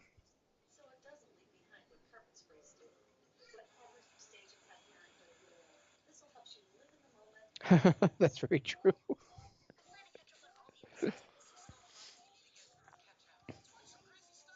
Yeah, I always I hate the whole TV timeout thing because I think that especially for a sport that I love like basketball, it breaks up the flow of the game, and I think that's ridiculous to do it that way. It breaks up the momentum. You get a team that's on a nice run, and then all of a sudden they have an official timeout. Yeah. Oh no, the ball went out. The ball went out of bounds. Gotta go to commercial for 5 minutes. Right. You know. And they were just on like a 20 to 2 point run. Right.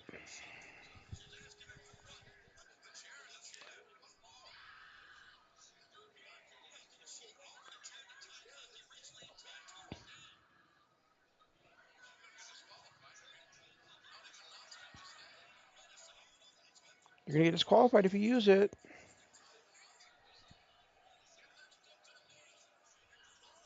That's Kushida's stick. That's Shida's stick. Kushida. I've been on Kushida tonight too, so every I'm sure Japanese you have. wrestler that starts with a K has been Kushida to me. So,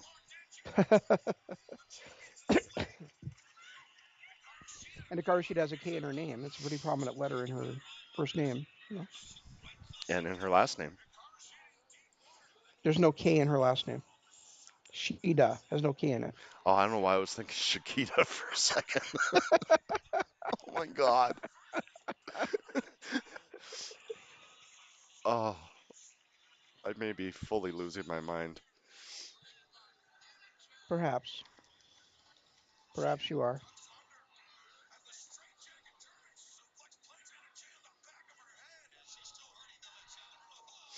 Oh, nice straight jack in German.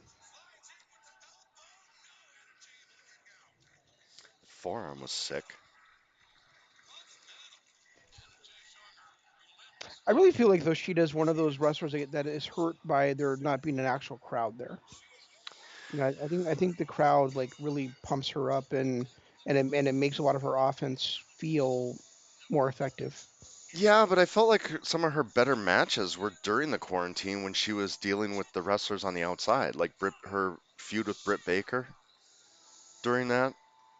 Sure, I I felt can like see that. I just think but I mean, what I'm saying is you were talking about that she maybe is missing a part of her game, and I think part of it just might be the crowd isn't there to give her that crowd support that she's had in the past. it's possible because I mean when she first started, when we first started seeing her, we both thought she was just outstanding, and that was when crowds were around.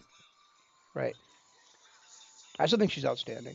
Oh, I do too. I think in ring she's arguably third or fourth best in the world. Yeah, and she's one of my favorite performers. Period in AEW. Yeah, yeah, absolutely. I mean, I mean, Omega, it's of probably course. Kenny, Hangman, and then her for me. I would say Kenny for me, probably Kenny, MJF, Hangman, and her. Yeah, People, MGF. MGF I think is really good on the mic, but I don't think his ring work is that good. oh, here's that Abaddon. Foreshadowing, folks. Foreshadowing.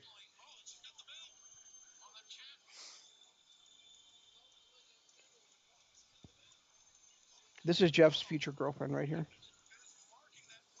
It reminds me of all of my past girlfriends, so why not?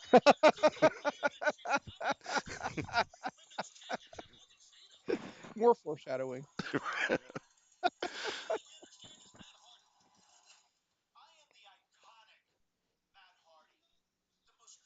So is he done now with the?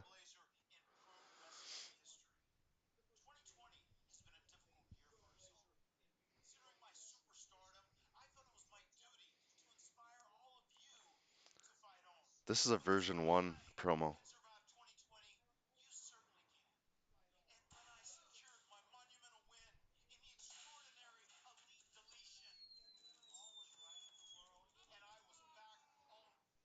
So you're more innovative than AJ Styles, are you?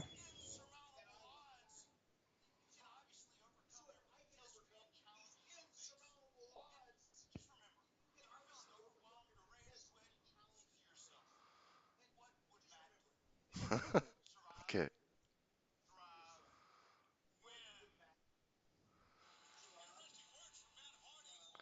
Okay, I wouldn't mind that being his new character.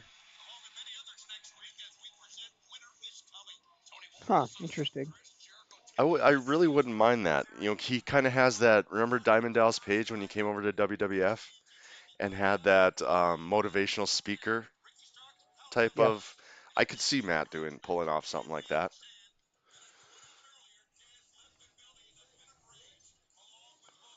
Yeah, I don't hate it. Oh, good. We get this. There's so many times where lately where like I've seen like an AEW Dynamite main event. I've been like, I don't want to watch this, and I don't know how I feel about this one, honestly. Oh, wait, that's not tonight, is it? No, it's next week.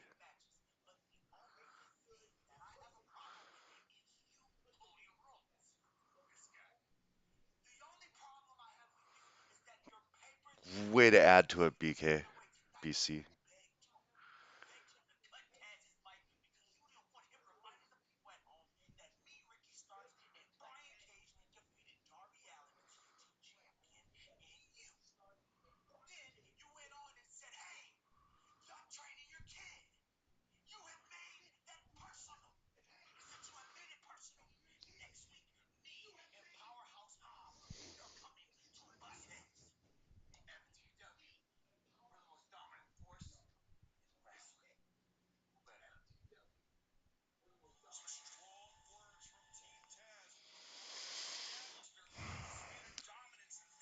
Ricky Starks does not need a microphone or does not need a mouthpiece,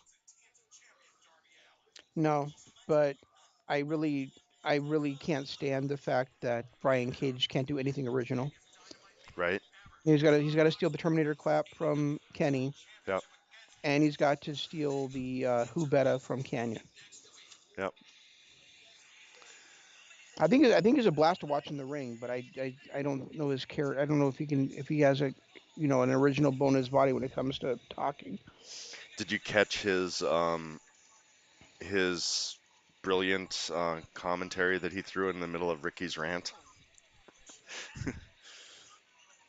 What did he say? I don't even remember, but it was just like a couple of grunts was all I heard. Oh, He okay, like interrupted him just to throw in a couple of grunts, probably because he lost his place and didn't realize that it wasn't his time to talk yet. probably.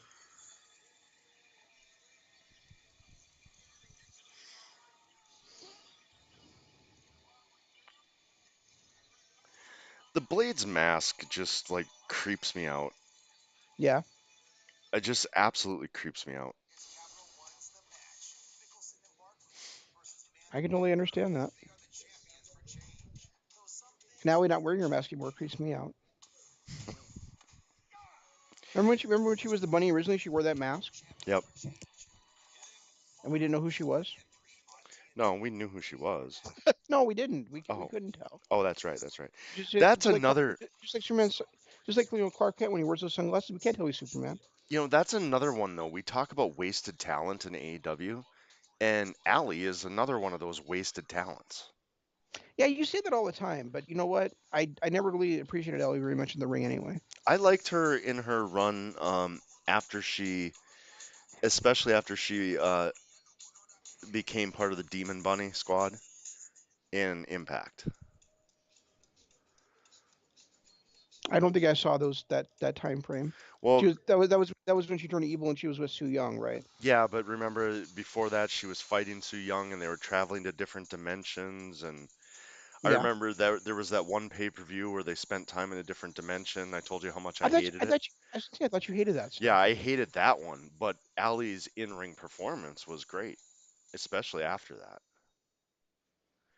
And when she came, she was the biggest name, biggest female name to come to AEW, and they just never did anything with her. Granted, it gave Britt Baker a chance. No, I agree that she was the biggest name coming in. I just have never really been really appreciated what she does in the ring. Same thing with who's that one chick that's in Impact now. She used to be Emma in WWE. I can't think of what she's Emma. called now. Oh, I know who you're talking about. She goes by Yeah, her real name now. yeah, and people just love her, and I've never gotten it. I never I've gotten any. never, I've never understood her either, and the fact that she started that faction in Ring of Honor, and then both her and um, uh, hippie Tennille dude. Dashwood. Yeah, Wait, Tennille Dashwood is her actual real name? yeah, yep, I didn't know that. Holy shit, it is. That sounds like super made up, doesn't it? kinda, yeah. But yeah, that's her real name. Crazy. One person I'm really starting to develop a liking for. Chubby for?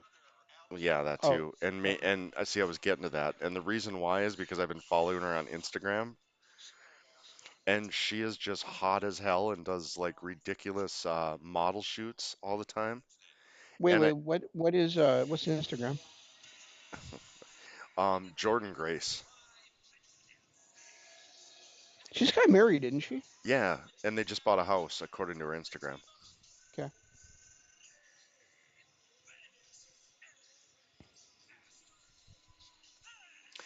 I am so happy to see Pac back. I know I said that last week, but You're so happy to have a backpack? what's that? You're happy to have a backpack, did you say? Yeah, that's what I said. Yeah. He's one of those guys that was just on such a roll before COVID started. Yeah. It's and I always loved him in Lord of the Rings too. Jesus.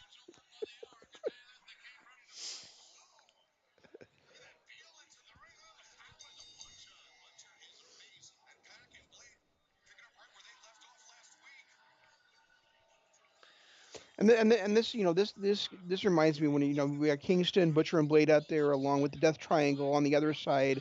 It just reminds me of how much I really wish that there was uh, Trios. a trios title Yeah. in AEW. I mean, and the one in Ring of Honor seems like it always seemed like it was kind of wasted. The one in NJPW seems like it was kind of wasted, but I really think it could be something special in AEW. Well, the one in A or Ring of Honor was wasted after the Kingdom lost it. Well, when the Kingdom held it, it was then they held the titles, and it kind of made them look prestigious holding them. But how often did we really see them defend those titles? Well, part of that was because their first defense, TK Orion, broke his leg on a ill-advised moonsault. Right, but even after he came back when they won them back, how often Oh did we yeah, see then them it was defend? No, by then Matt was on his real world title push. right. Speaking of the Kingdom and Matt Taven and everything, uh, guess what's reforming in Ring of Honor I have no idea because of somebody's surprise return?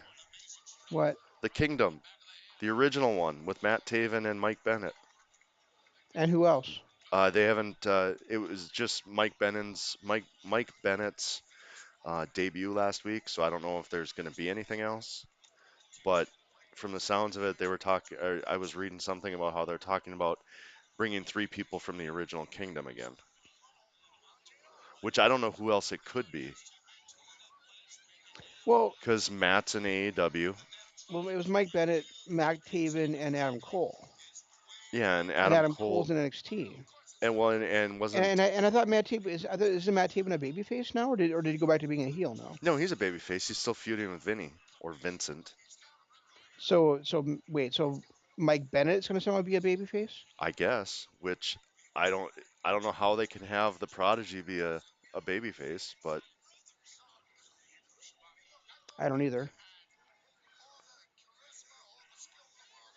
because that was when he. And the last time we did a Ring of Honor review or Ring of Honor, is that what we call them, reviews or recaps or I think it was the Sinclair of Honor is what we were calling yeah, it.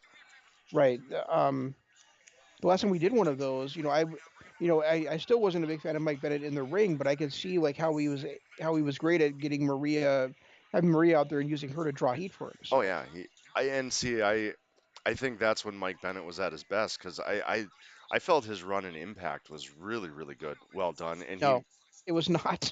I thought No, it it was was. not. I thought it was better done than somebody of Mike Bennett's talent deserves. Let's put it that way.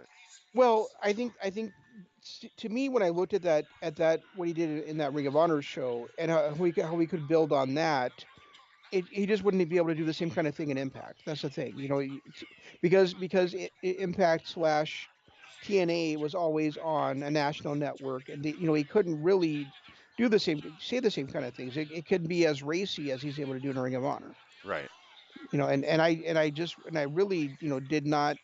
And I still don't think he was. Um, speaking of mics, remember who was that guy in the Natural Born Thrillers that was the 3.0 guy? That's what Mike Bennett is to me. He's like, he's never going to be above a 3-star match. He's an automatic 3-star match. Because So that he's never gonna do better. He's never gonna do worse. uh, right. I really don't see him. He's so competent in the ring. I really don't see him going below a 3-star match, but I really don't. But he's so unspectacular. I don't see him, and doesn't have the psychology. I don't think to pull off a match higher than 3 stars. So you're You calling know, him Dolph Ziggler? no, Dolph Ziggler's has had 5-star matches. Has he? I guess I've never seen one. I've always seen. Oh, come on! His matches against the Miz 2 years ago, Were we even watching three WWE years 2 years ago, ago? 3 years ago, maybe it was. I He don't had some remember him. dynamite matches against the Miz for that Intercontinental title. Okay, it's possible I may have missed him. I don't know, or may not be remembering. He also had some strong matches against Baron Corbin when Corbin was just debuting, and That is true. You're right. He did. Okay, yeah. And I mean, I just always looked at him as a bump machine.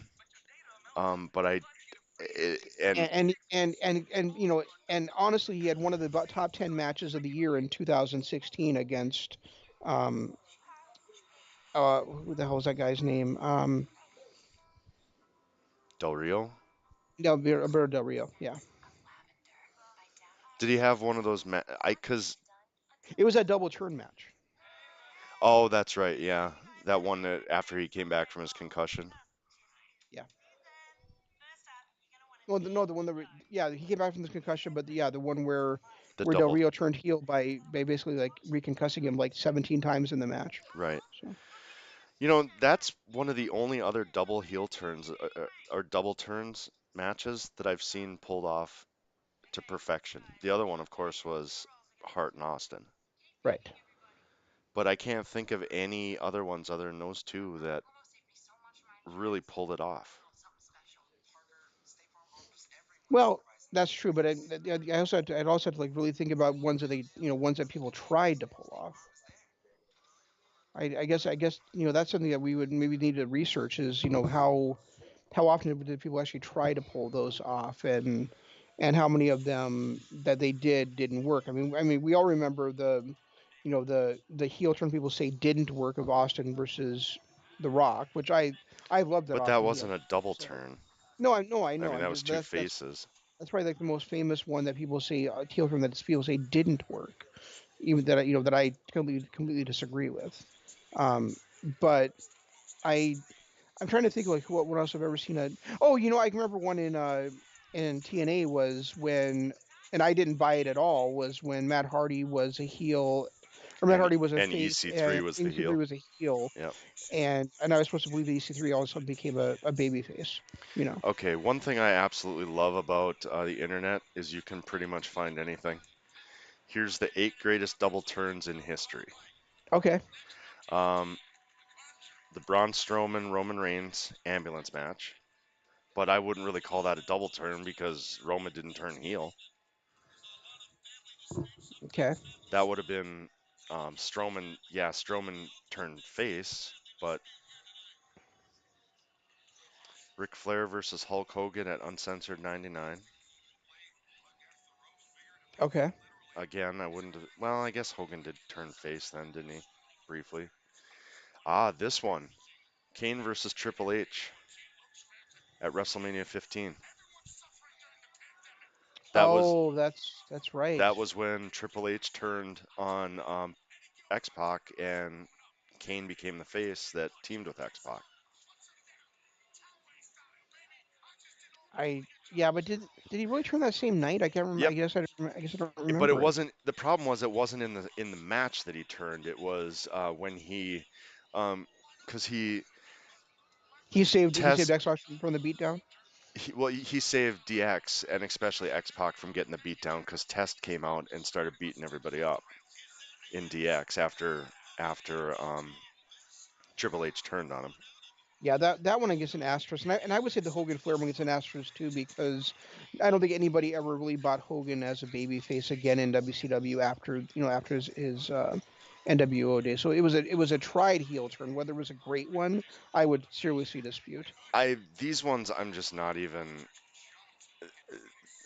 None of these are even anything that's Well, anything. what else you got on there? AJ Lee versus Paige. Um, here's here's one from WCPW's first pay-per-view when Rampage it was Rampage versus Damo, which I didn't see, so I can't comment. Okay, but if you're pulling that as one of the great great double turns in history, that tells you there's not very many that have been successful. Ah, here's So one that I do remember, and yes, this was a good one. Powers of Pain versus Demolition. yeah, I never really bought Demolition as baby faces. Yeah, but just them beating up Fuji. It's one that I remember. Yeah. Ted DiBiase versus Dick Murdoch from Mid South Wrestling. Okay. That's number three, so I'm pretty sure the other two are the ones. Number two, Dolph Ziggler versus Alberto Del Rio, and then of And course number number one, Hart Austin. yeah Yeah. Hard Austin. So yeah, I guess we were right calling them the two greatest. And looking at this list, I think there were only three or four actual matches that it took place in. I mean, That was The Kane Triple H one was Triple H turned heel during the match, and then Kane turned face by making the save. I'm guys. I'm surprised that the Matt Hardy EC3 one isn't on there. I These lists also only take into account.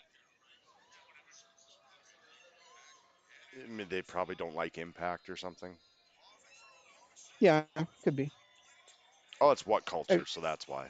yeah, so that's why they would have a what culture match on there versus versus a Versus Impact, TNA yeah. match. Yeah. Yeah, it's kind of funny.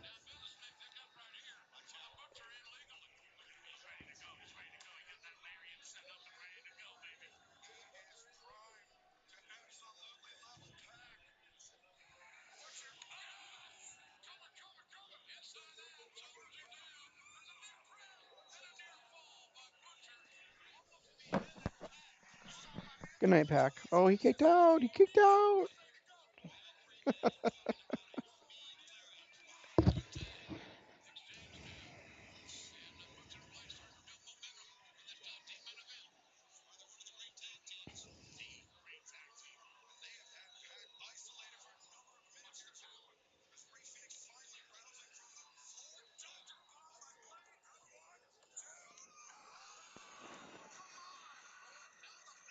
Phoenix, Jesus.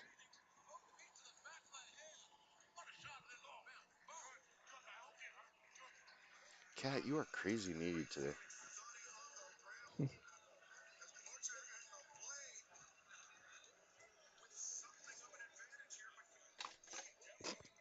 Dumbass. No, my cat. She was walking on the table and literally just fell off the side of it. Wow, that's quite a cat you have there.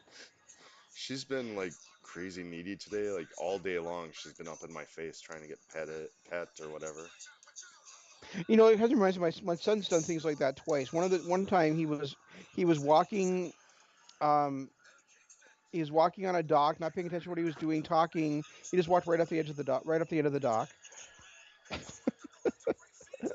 Another time he did the same thing. He was like walking, talking to his sister, walked right off the edge of the porch. That's hysterical. Luckily it was like where we had a bunch of snow, so he just walked right. So he just fell right into a snowbank, so he That's didn't hurt actually himself or anything. But that's actually funny. So, where the hell was Pentagon during all this? I'm not sure. He came out with them. Yeah, but why is he letting Eddie Kingston pull shenanigans? Where is he? Is he even out there? No. It doesn't look like it. No, they're not showing him on camera at all. So did he go back to the back during the match? We just didn't see it because we were talking. It must be.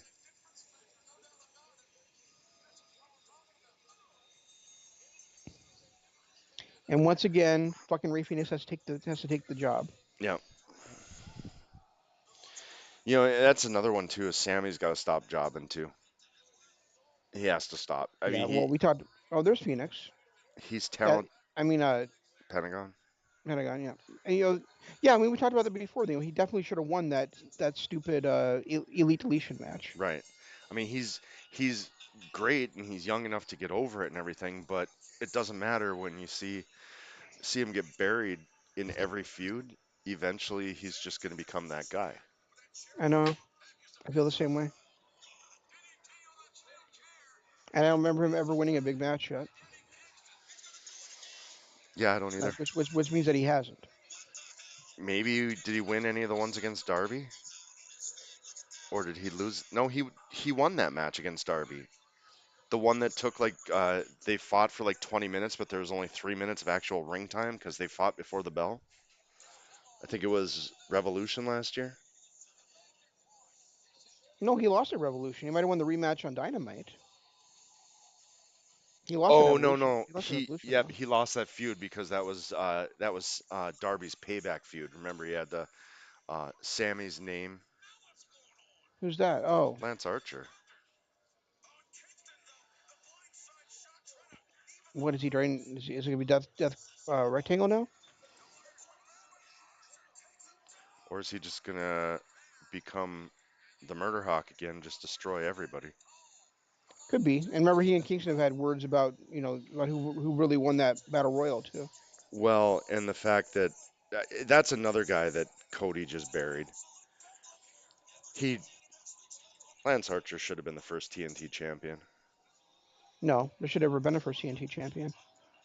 Well, yeah, there is that, but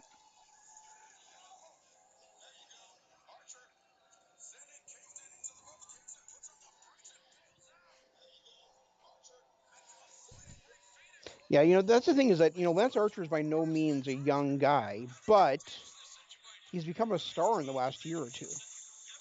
yeah, And once he he and started this whole Murder Hawk stuff. and how much time does he really have to you know to to have to keep that star blazing? I think he needs to be pushed to the top. If they think he can be there, and I think he can be there, they should do it sooner than later.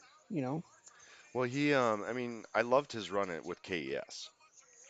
I felt like they were a great tag team. Um, but after Davey Boy left and he went on this Murder Hawk run, he's been phenomenal. absolutely, absolutely yes. I was thinking after watching NXT last week and hearing the theme song of Tommaso Ciampa, I was thinking that he and Ciampa would be a great team because, he says everybody dies, and Tommaso Ciampa's theme song No one will is survive. "No one will survive." Yeah.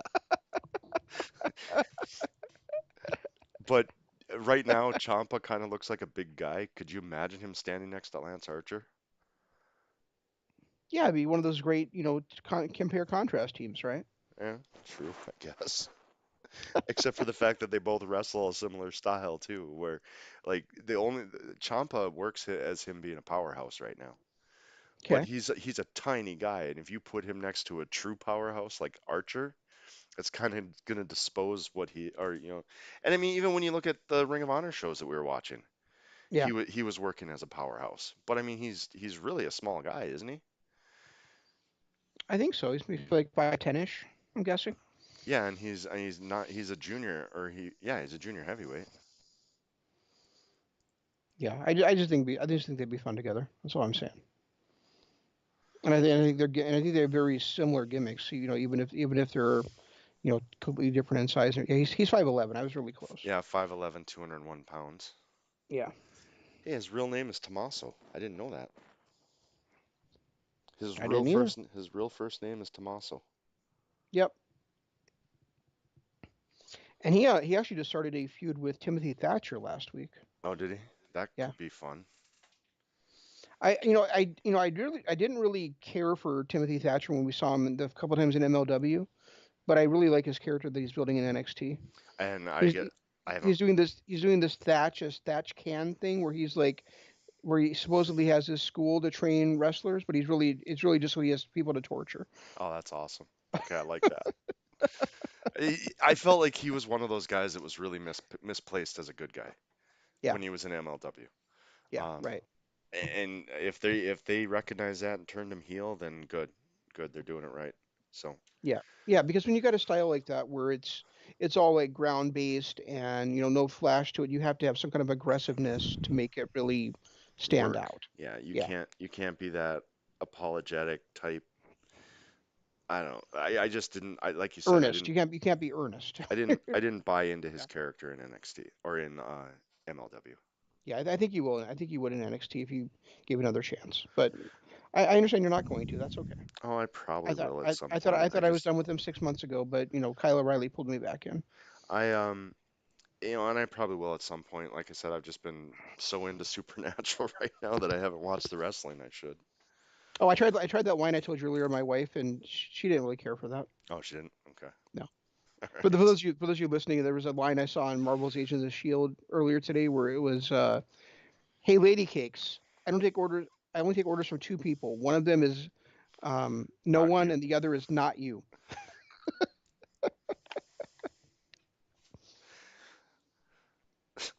Melissa looked at me and said, "You're funny." Sounds about right. Sounds about what I would have heard her say. All right. Well, you got anything else, or No, I mean, despite their best efforts, I'm still excited for next week's world title match. I'm excited despite for it. despite their best efforts to make us uninterested in it. I'm excited for it, but I felt like they Oh, oh, oh, crammed. oh, speaking of which, did you notice that last week when you were like, I don't want to listen to this. I don't want to hear him say the same thing. Like as you were talking, you talked over him, like making a big announcement About his that he and Renee Younger are uh, expecting. yeah, I caught that. So, Yeah, way to go, Jeff. Way to go. as soon as I woke up and saw the reports, I realized what I had done. Um, but I don't know. They really needed to. This could have been a great feud between those two, a great build up. Even if they built it up over a couple months and maybe had a blow off on Dynamite, but 2 weeks, 3 weeks, it's just too soon. You know what I'm getting really sad about? It's that. We're 2 months away from the Royal Rumble, Yeah, and from the looks of it, and we can't get together for it. yeah, from the looks of it, unless things clear up in a hurry, um, which doesn't sound like it's going to. Yeah, we're gonna have to skip getting together for it this year, which really sucks. We'll probably Skype it. Just watch it on Skype. It's not a bad idea. Last were we did we like it last year? There were a couple of decent matches, weren't there? I think we both liked both Royal Rumbles last year. Yeah, that's right, we did. Because Because they remember that first one. Other than Charlotte winning, we really liked it. And and then the men's one, it was like basically like Brock Lesnar dominated until he got like eliminated by, Drew well, McIntyre. by Drew McIntyre, and then that rest of it was just fantastic as well. So Well, and Drew's comeback with it and everything, and like you said, you're right. I mean, didn't Brock go through 13 people or something like that? at least the first 10. I can't remember if it was Well, 13, but I think it was he 10. tied Kane's elimination record, Kane and Did Roman he? Okay. Reigns, but he Okay. didn't beat it, and both of us were like, that was stupid. You have him dominate like that, you have to have him beat the record. Well, he didn't. So I think it was 12 eliminations or whatever. Okay. But Makes sense. it was one of those things where I remember both of us being pissed off about it because it was like at that point you have to let him break the record when you have him dominate like that. And of course his little turn on Shelton Benjamin was nice and I Yeah, and wasn't it where like Rey Mysterio like did something to like a head scissors or something, and then it was the kick from Drew, so it was kind of like a thought he like a kicked 1-2 him punch that knocked him out. I thought he kicked him in the balls. Oh, that's what it was. Yep, he kicked him in the balls, and then we got the Claymore to knock The him out of the Claymore to ring. knock him out, yeah. Yep, yep, you're right. All right. Well, I got nothing else other than that. But yeah, you're right. Maybe we'll have to Skype it this year. I do. I have one more thing. What's that? Happy Thanksgiving, everybody. Oh my goodness. That's right. Tomorrow's a holiday, isn't it? Hey, I better Yep. shut off my alarm so I don't get up for work. Yeah. If you did, you feel like a turkey. Oh my God. All right. Guys, our Patreon, patreon.com/, Kingdom of Honor. We've got all of our archive stuff up there, and things are starting to clear up. It's not going to be long before we start doing, Sinclair of Honor and our ECW, our extreme review of the ECW shows, and bringing back some of the other stuff. Yeah, Uh, we were supposed to do Doom Patrol this past weekend, but somebody forgot. I totally forgot about it. And then, I mean, it's not surprising with my kid um, here, but yeah, I totally forgot about it. Uh, but we'll be bringing all that stuff back again here soon. So, um, you know, Kingdom of Honor or patreon.com/, Kingdom of Honor. Small donation helps us out a big way. Also, if you're listening to us on YouTube, go ahead, hit that like button, hit the subscribe button, ring the notification bell. We will love you forever because of so. And you can follow me on Twitter. I'm at Regi Co-op. If you want to, you could probably follow Zan on Twitter too, at ZanmanLOP. But he won't even notice because he never logs into Twitter. Actually, I should say one more thing to you, Jeff, just because I know you'd be excited about this. There is, they're doing Best of the Super Juniors right now on NJPW World, but they're also doing the Super J Cup. And guess who's in the Super J Cup again this year? Who? Last year's winner, El Phantasmo. Nice. They're doing it on NJPW Strong. I'm not sure if it started yet or if it's starting soon, but you can that way. I know you want to get you some El Phantasmo. I So was really disappointed when he didn't show up for the Best of Super Juniors when he wasn't announced as part of the brackets. So I'm glad you know, they're gonna do it in America. yep. So I'm wondering if he was already in America and didn't get sent for quarantine, or if it's easy for him to quarantine in the U.S. or they just thought that that's where he'd be better distributed for them. I really don't know the deal there, but yeah, he'll be in that tournament instead. Well, I So wonder why he hasn't been on Strong yet. I mean, Jay White was on there, what, that first episode, and then all of a sudden he's back in Japan. But that made sense because he's one of your pillars. You need to have Jay White actually in Japan. yeah, I really don't know. Um, but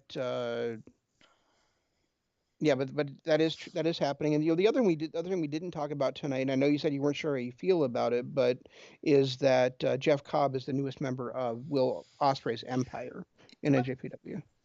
The reason I guess the reason I don't buy into it as much is because I don't really view Jeff Cobb as being a stablemate, for starters, and number two, I was really hoping for a British faction. I was too, but I really am enjoying his team with Great O'Con in the World Tag League, Yeah, yeah, which and which I know you haven't seen any of yet. But no, they I haven't, but but they but they beat Tanahashi and Hanare in like 2 minutes and 28 seconds or something like that. I am enjoying the little bits of Will Ospreay's heel turn. It's one of those things that I really felt like he needed. I know I said that uh, about Johnny Gargano, about how he really needed a heel turn, and then he turned heel, and it's one of the worst things I've ever seen. Well, I think Osprey needed a heel turn mostly because he was never going to step out of Okada's shadow if he didn't do that. If he Because stayed Okada, in chaos. because as much as we've been begging it for it to happen, Okada's never turned heel. You No, know, no. so Osprey kind of had to do that. And now maybe he'll get that same treatment that Jay White got 2 years ago when White got the big win over Okada at Wrestle Kingdom. Hopefully, the same thing will happen with Osprey this year. That'd be nice. That Yeah. would be nice. It is funny that 2 years in a row, um, is it two or three? Well, no, wasn't Jay White turned what, 2 years ago now? Was it? Yeah, it was. Yeah, it was And 2018. and Yep. then Osprey turned this year. So 2 out of 3 years we've had some pretty big turns on Okada.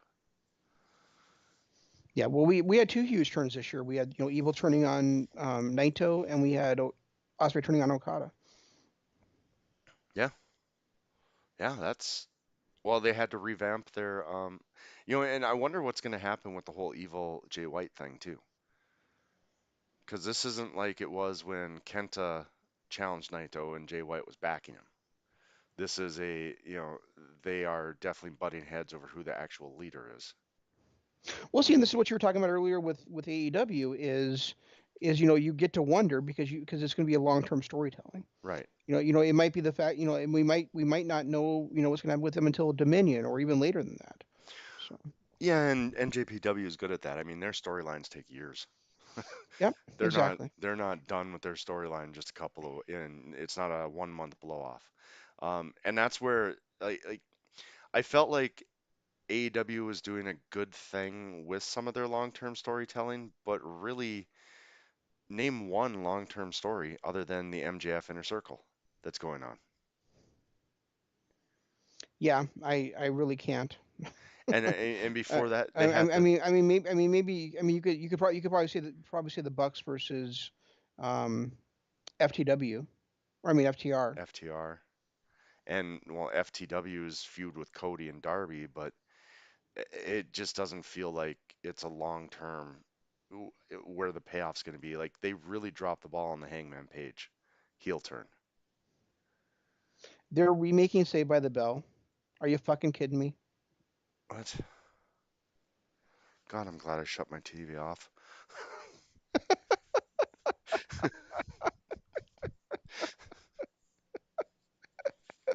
Well, I just like my Roku scroll across the screen, and they have ads for Peacock on there, the new NBC streaming service, Okay. and they're showing Saved by the Bell, and it says Peacock original series, and it's Ugh. not, and Mario Lopez is in that shot, but nobody else from the original cast is in that shot. Well, Dustin Diamond will never be near that again So after what he did.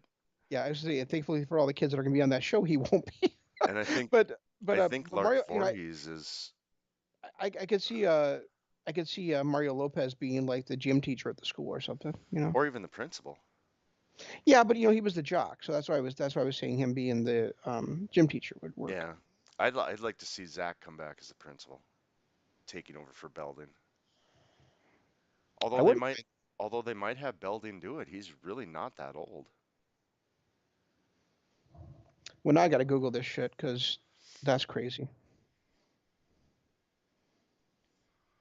Saved by the Bell reboot. There we go.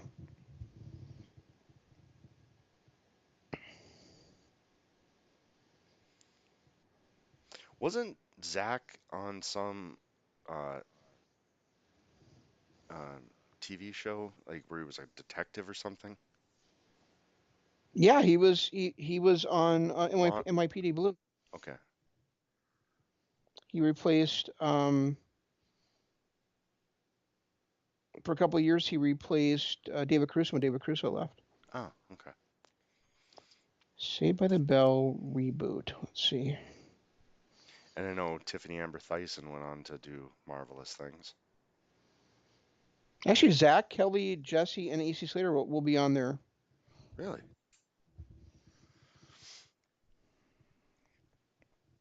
And Lark Voorhees will be on there. And Lark Voorhees was in a cameo. Dustin Diamond was not on there at all, like you suggested. There's no way. I mean, he burned so many bridges.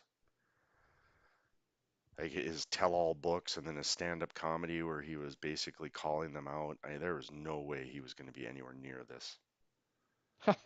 The show mainly focused on the high school teens, including Zach and Kelly's son. Guess what Zach and Kelly's son's name is? Um, Zelly. Nope, it's Zach and Mac. Ugh. Jesse's son Jamie and a crop of new students who transferred to Basin after Governor Morris's $10 million cut in education spending left their school without a budget. Governor Moore? Wait, Zach is a I'm governor? guessing. I'm guessing it means. I'm guessing it means. Well, it says Governor Morris. I'm not sure if that means Zach's mom or dad, or if it means Zach himself.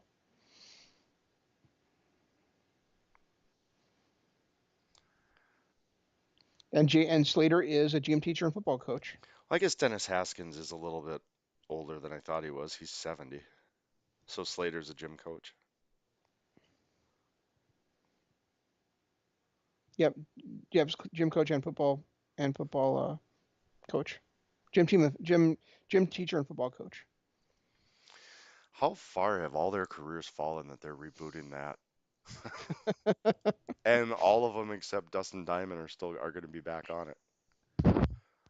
Well, yeah, I mean, I think it's also probably just fun to revisit those characters too. But it's I think it sounds like it's really they're kind of on there to introduce the kids that are going to be the main stars of the show going Well, that's what forward. I'm wondering if it's going to be like a full house, the Fuller House or whatever, where you had uh, Danny and Joey and Uncle Jesse were in the first couple episodes, and then they just left, and it became about the kids. Could be. That's that's probably more realistic. And Zach and Slater had a falling out over the years too. Oh, did they? Yeah, Didn't they? shocking. Weren't they always falling out? I mean, I they know, were so that's why I said shocking. the entire show. All they did was fight over Kelly. That's yeah. It's I don't know. Now I'm kind of torn between like wanting to see what a clusterfuck it is and not wanting to just completely ignore that it exists. I'm sure So it'll be like Full House. I'll watch the first episode, go ugh, and then never watch it again. sounds about right, doesn't it? Right. Anyway, that's all we got. We'll try to do better next time. This is Shane saying long days, pleasant nights, and Jeff saying Goodbye.